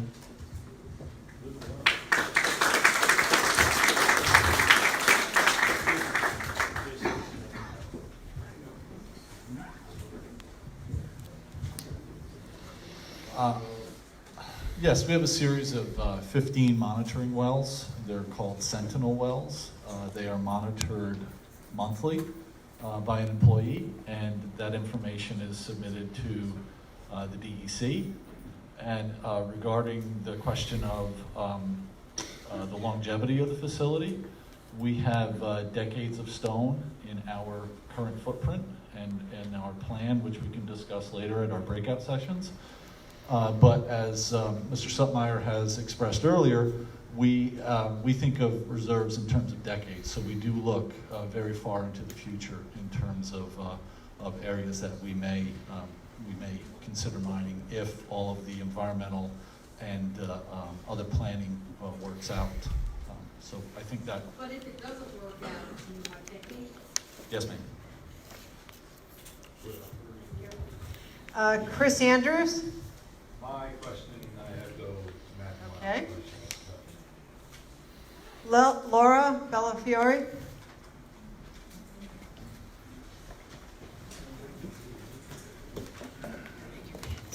Thanks. Good evening. Just before I ask my question, I know there was two people who came up to me and asked me if they could sign up. Trish, you said that you could still have people sign up. I forget who they were, but could you raise your hand if you wanted to add your name to the list? I am live streaming this tonight. You have about 50 more people watching online with us, so I'd like to use my time to represent them and ask their questions. Most of them are pretty simple and to the point, yes or no. Can the DLC change or sell the land at their discretion after they acquire it? And we can go real quick. So we don't own the land, we just hold the restriction on the land. We could transfer it, but only to another organization that's similar or to a government agency. Is there a request in writing from Peckham for the expansion? There is not. There is not. Okay, thank you. What is the depth that you are currently blasting at, and how much further can you go down? 110 foot above sea level. Hold on. I'm sorry, I'm going to bring my mic and the questions to you.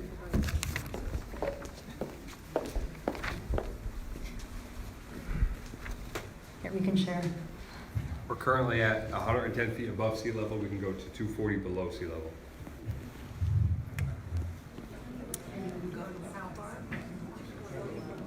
Does Peckham pay full taxes on the land that you currently own? And if not, what current tax exemptions do you have?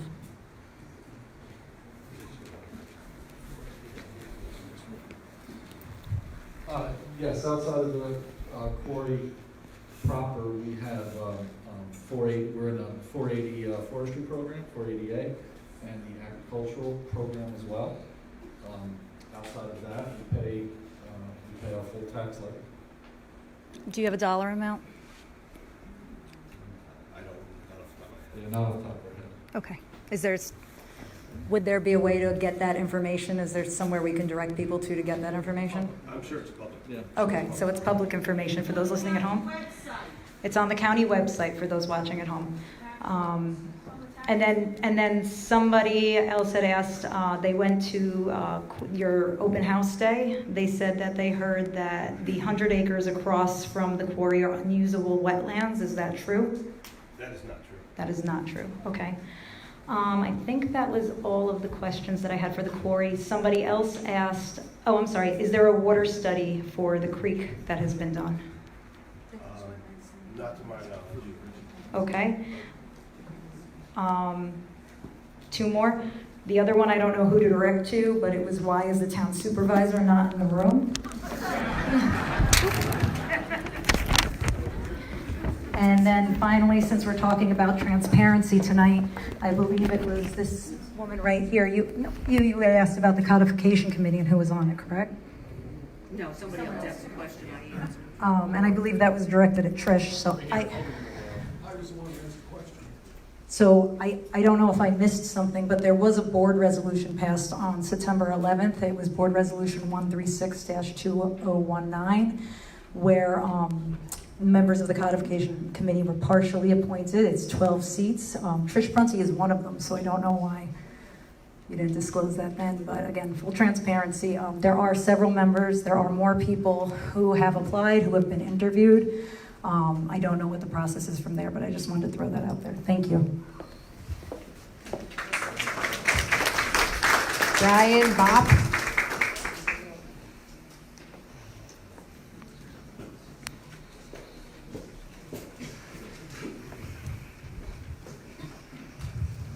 Hi, my name is Brian Bopp. I've been asked by the Pleasant Valley Democratic Committee to read a resolution regarding the issues ongoing because of our concern with the openness and transparency.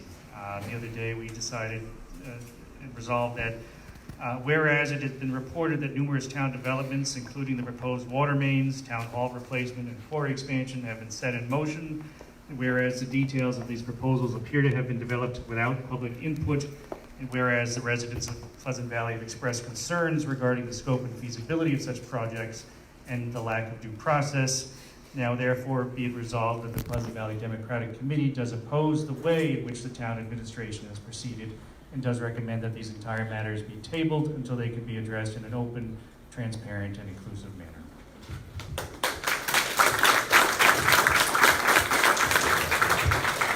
Phil Iapicino?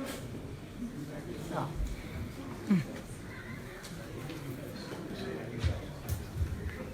Did you sign up? I'd like to just touch on something that Craig mentioned earlier. If construction debris such as asphalt, concrete, cinder block, bricks are being brought into the quarry, that's not a permitted use according to the DEC permit or town zoning. We don't even have a zoning for a recycle plant. So that's something I would ask the town officials, if they want to send the zoning administrator out, we can find out if this is correct. I'd like to touch base on something Don said earlier about the comprehensive plan. Comprehensive plan clearly states the town has only one active quarry and intends to limit quarrying to the quarry district. So that would have to be rewritten. The other thing, Vibrotech, the gentleman that was here, expressed something about the bulk surfaces around residential homes. The problem is a lot of our homes are built on solid rock, which was a good thing years ago. But when you're on the same rock, the quarry's blasting, that vibration does carry, and people are experiencing dishes rattling, walls cracking, windows rattling. So it's a little bit different when you're on rock. Susan Horn mentioned something earlier, and I'd like to touch base on that. This property did have an agreement that the town entered into with the owners that they would never quarry this property. Now they want to break that agreement. My last question, another question I had from Mita Potnick, the trails that we have on that property. There was a land swap with Dutchess Quarry, and we gave up a piece of land that was landlocked. It was the actual piece of the old railroad bed, and it was a vital piece for the quarry. In return, we got a piece of land, but most of it's in a flood hazard area, and same thing with this land that we're going to be getting for Bower Park is mostly flood hazard area. So it can't be developed. Last thing I was just asked the DLC, there are so many residents who are going to be negatively affected by this expansion. There's a lady here, sitting here, Duranta, hope I said it right. She's got a fairly recently built home. She's one of three that are right alongside North Avenue, across from Don Paluto's home, and she's going to be devastated. She's going to just take a tremendous hit on her property values. The DLC really needs to look at the people this is going to impact. This is very negative. I don't think that's the way the DLC wants to be seen in the community. And the other thing, I would just urge you to just look at the residential homes, where the complaints are coming in from. It's all over town. It's Creek Road. It's a complete circle around the quarry. These people aren't here tonight telling you their homes are getting damaged. Nobody wants to say that to anyone. But you need to really take a close look at this, and if protecting this piece of land, which has built-in protections, it's got a lot of wetlands like was explained earlier. It's got steep slopes, got forestry exemptions. And what makes this piece of land any different than any other piece of land in the town of Pleasant Valley that could someday have the zoning overturned? This has 3.5 acre zoning and 2 acre zoning, but any piece of land in the town of Pleasant Valley could be rezoned, so we can't put it all in the DLC. Thank you.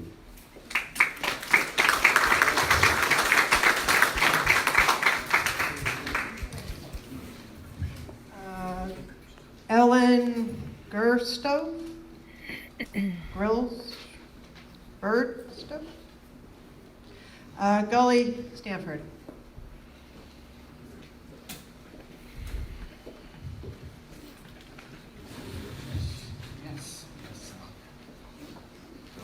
it Gully Stanford 181 Marshall Road.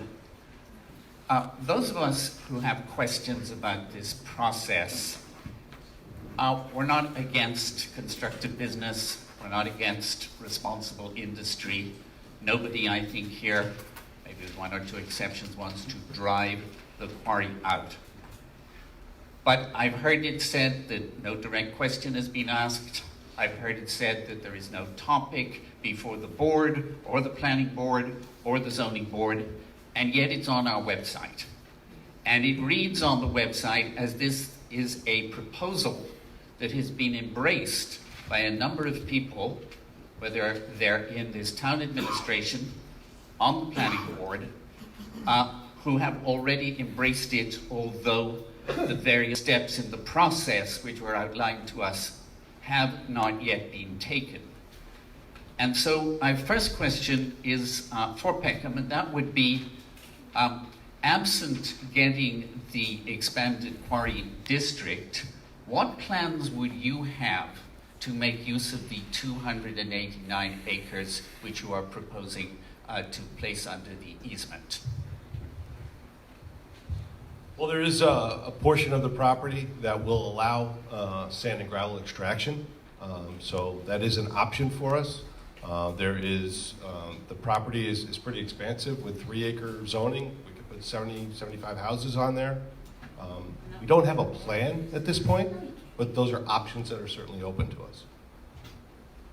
So that's very well worth bearing in mind. Some gentleman said earlier we should be having this conversation 2 years ago, because perhaps there is a workable solution to this, something that benefits the quarry and industry and also benefits our community.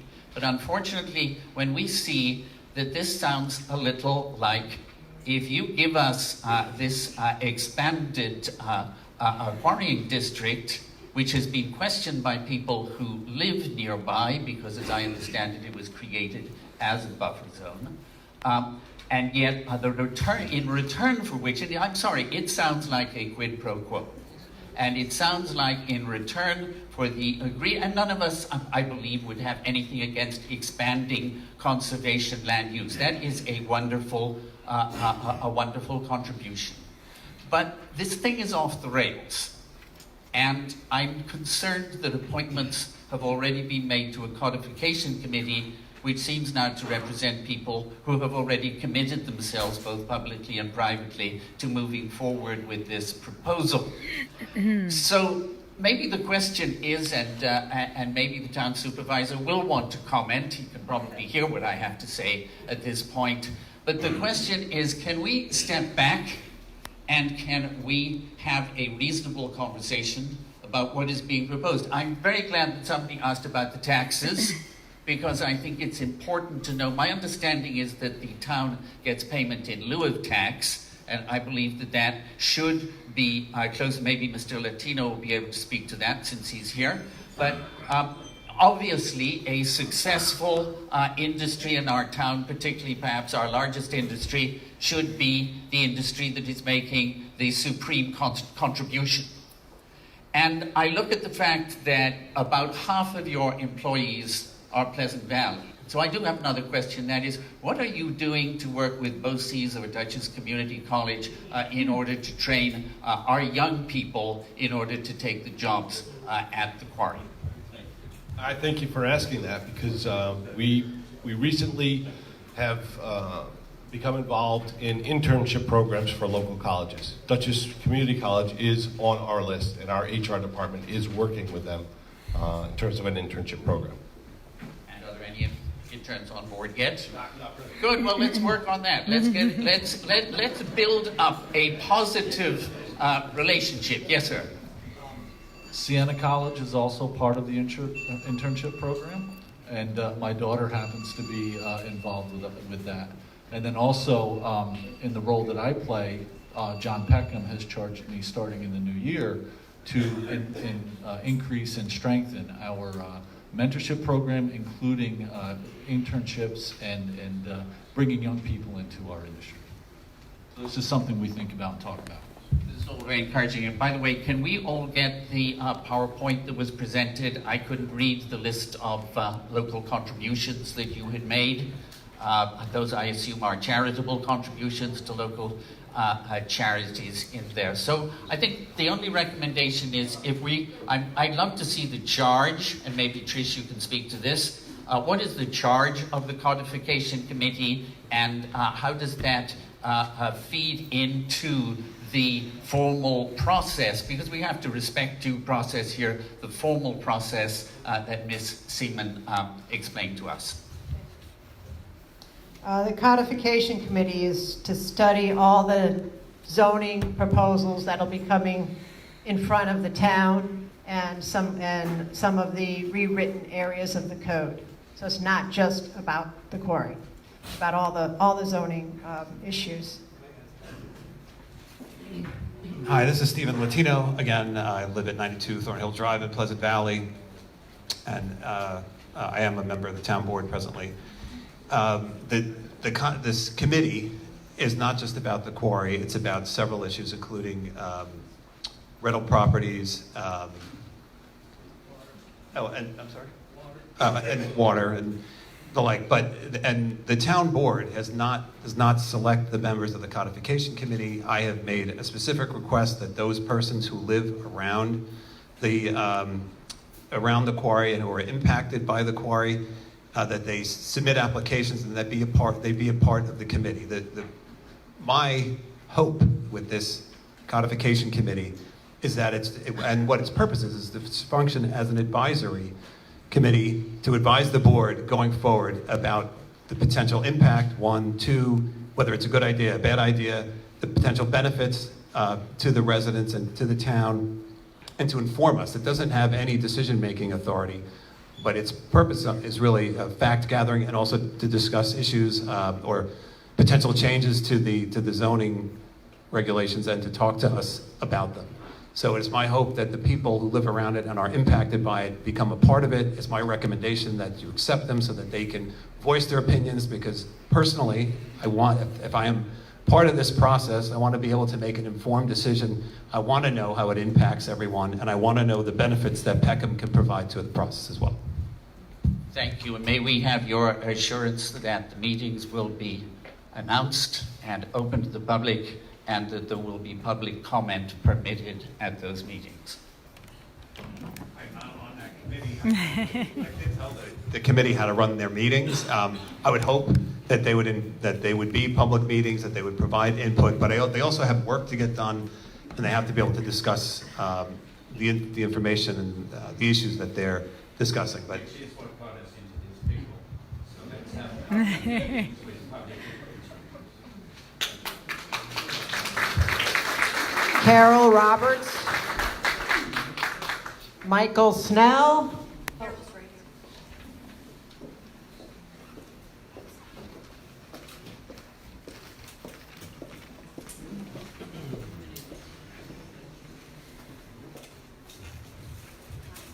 I would like to know why the DEC doesn't have any records of your test well reports, and neither does the town of Pleasant Valley. And Pleasant Valley is supposed to get them yearly. Yes.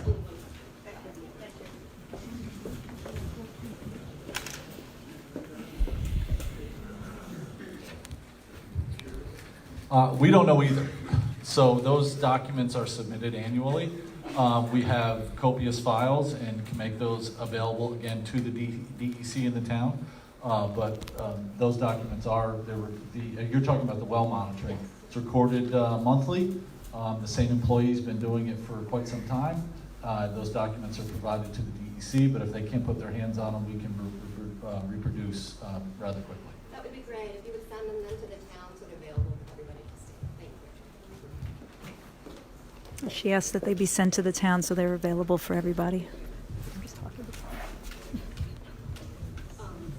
I would also like to know if any of your testing monitors for silica in the air.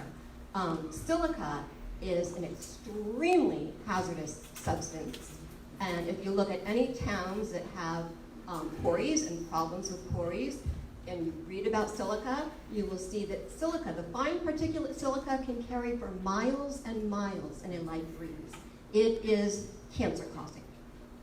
And if dust is not being kept down at the quarry and from the trucks, what are you doing to monitor silica in the air, as well as silica in the groundwater and silica in the Wappingers Creek?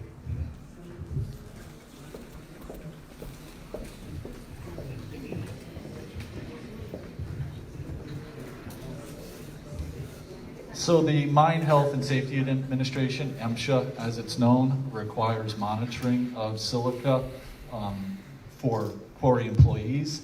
And as recently as 2018, MSHA required that our employees, a select set of employees, wear a silica monitor. I believe they wore it for an 9.5-hour period. 2 of the monitors did not register at all, and 1 was below MSHA requirements or thresholds for people working in the facility. So if you go on that, I believe that's on MSHA's website, you can look it up, but if not, that document should exist, and it was a 2018 study. If everybody wants to look at other towns that have quarries and look at silica problems, you'll find it's a huge problem. I also have another question. We gotta get 2 mics next time. I know.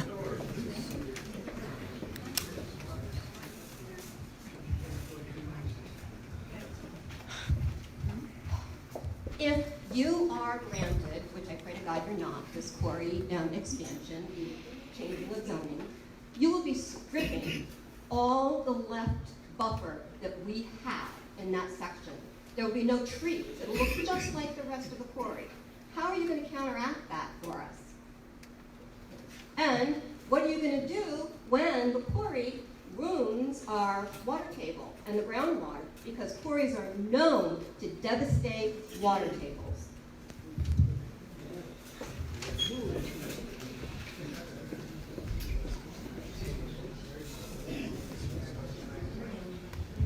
Yeah, you bring up some valid points, which all have to be studied.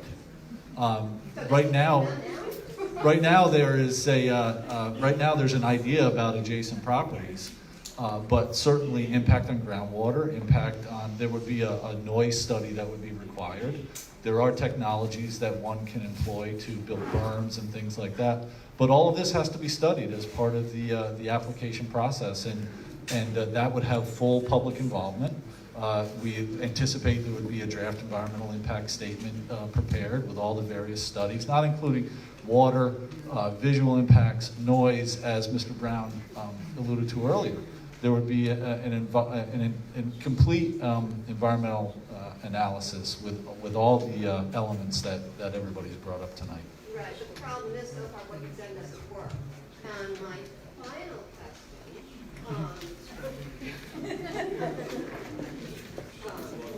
is, since quarries work so hard to be good neighbors, I'm suggesting that the quarry start a fund that goes to state police or the sheriff's department to pay for a 3-hour-a-week period where they are monitoring traffic from the trucks and giving out tickets. I think that would be a wonderful idea and a great use of your charities. Okay, thank you. Michael Snell.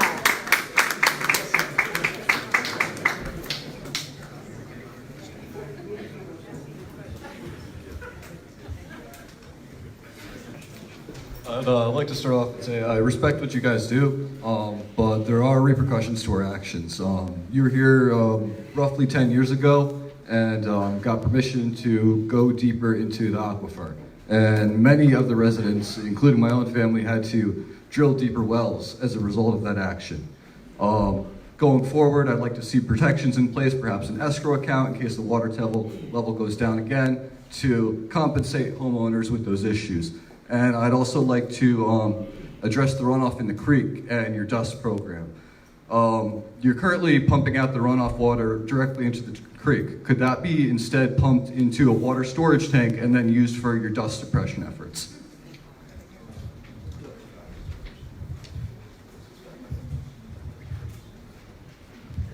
So we're not pumping any water into the creek directly at all.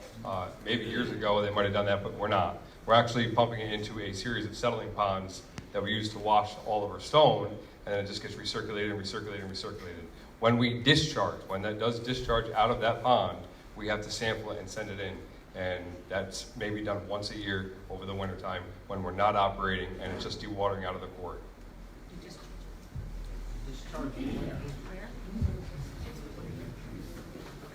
Are there any additional measures that you've been taking to reduce the amount of water that you're using? We're all concerned about the water table, and that's something I'd like to see included in the planning and done to the best of your ability. And as Cliff said, we used a total closed loop system in our activities.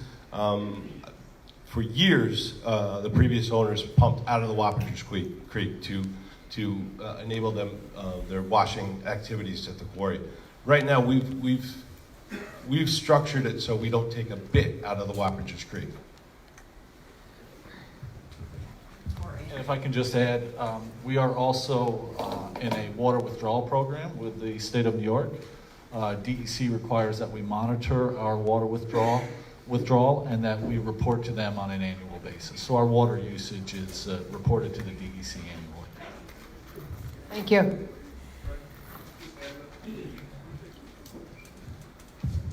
So we're required by DEC. If we affect the well and it's proven that we've affected the well, we will make that right. We will fix that well. A couple of years ago, Horace Whitting is no longer with us, but his well went dry. Okay, he's right on North Avenue, right across from the quarry. We proved that we did not affect that well with our data that we keep. We went to Horace. We brought him, I don't know how much water right from the quarry. We scheduled the drill to come in. We put a well back on his property after 2 weeks and just continue to bring him water. We just thought it was a neighborly thing to do. He's been a great neighbor to us, so we kind of gave back that way. So I want to make that statement.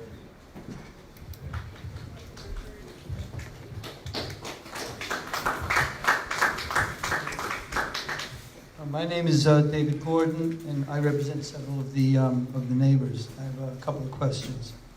First, we're very concerned that the current protection was set in place by both the planning board and by the town board. The town board did so as a matter of the zoning, which currently exists. The planning board did so as a matter of conditions on the subdivision approvals that allowed the acquisition of this property back in the 80s. And so the question is, if there were both town board and planning board resolutions protecting the very property that you're now talking about subjecting to mining, contrary to those resolutions, what's the ability of anybody to have confidence in whatever resolutions come out of the current process?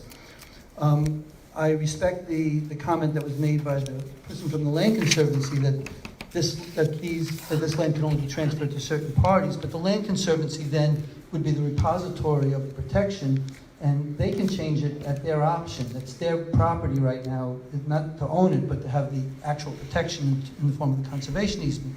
So again, are we looking at a situation 20 years down the road where there's going to be a rethinking and then moving the goalposts on the protection?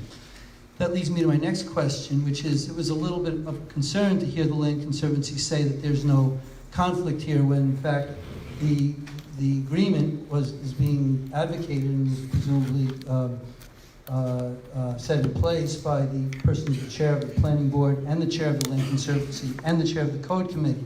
And even if the Land Conservancy believes that that's appropriate on their perspective, from the perspective of the town's residents, don't they deserve to have somebody in power, let's say, for example, as the chair of the planning board and the chair of the code committee, who is independent of this process? And because the answer is somewhat clear, the question would be, at what point does the person recuse herself from further consideration on the part of the planning board and the part of the code committee? My third question also relates to the easement.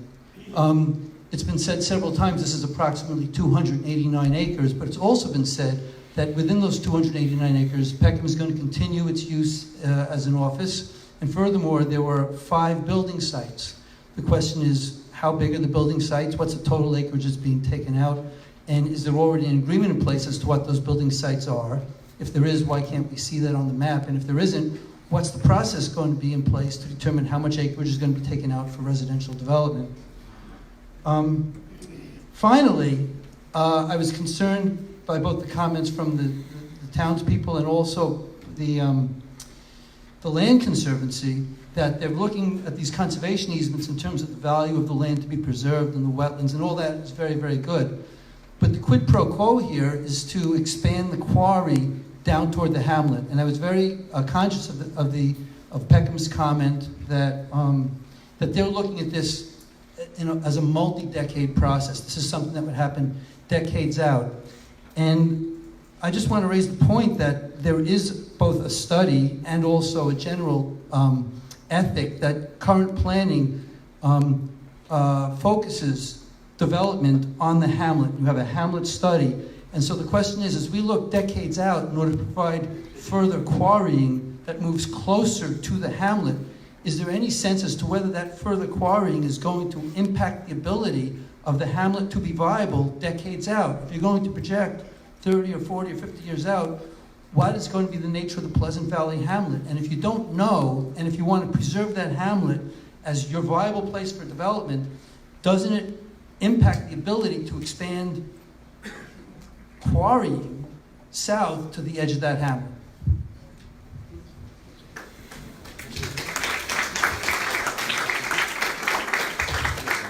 Okay, Deb, you're the last one, and then they will man the table so that. Oh, wait a second. Sorry, you want to answer that? So I just want to answer a little bit of your statement about the Conservancy's easement. So a conservation easement cannot be changed willy-nilly. We are an organization, we are a public charity. We are overseen by the Attorney General in the state of New York, and we are also overseen by the IRS. And so conservation easements hold a special place in law.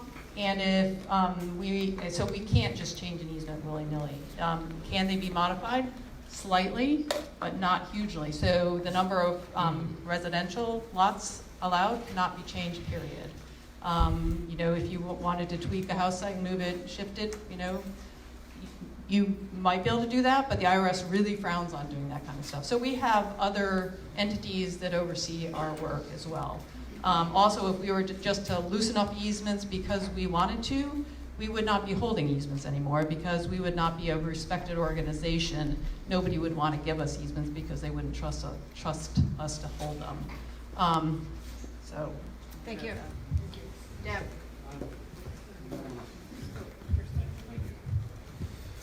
Hi, my name's John Fumo. I live about a mile north of the quarry, and I don't know how many of you have inline filters on your water line coming into the house, but take a good look at that because that's the color of the water in my filter after about 4 to 6 weeks. So I don't know what we could do about that and how much worse it's going to get. Secondly, regarding zoning, I believe it's the zoning that you really can't start up before 6 o'clock. Is that the current zoning, I believe? And you mentioned earlier in your presentation that before you got the new silos built, you had guys working and starting things up at 3 and 4 o'clock in the morning, and you didn't have to do that anymore. So I want to know, how is that neighborly? So who's to say you're not going to do that again when it's beneficial for the quarry? We still are. I know. We are not starting up at 3:30 in the morning, and we haven't. 6 weeks ago, you stopped. The infrastructure around here requires us to be available for projects that happen early in the morning. So contractors start projects, we need to be ready for them. If you look at what we've done in the last year, it's pretty impactful to say that we have not started up to the extent that we have done in the past. Really. Our kids need to get up in the morning and start their day. I followed bondage truck at 2 o'clock in the morning down to Marlboro when you guys said they were doing a tunnel job for the state. They were doing the pods down in Marlboro on 9W on the left-hand side. and your loader operator was loading their silos for them. We can continue this. They're all going to be at all the tables. You can ask them in-depth questions. They'll all be there for you to ask questions, including Dutchess Land Conservancy and the other property. Thank you so much.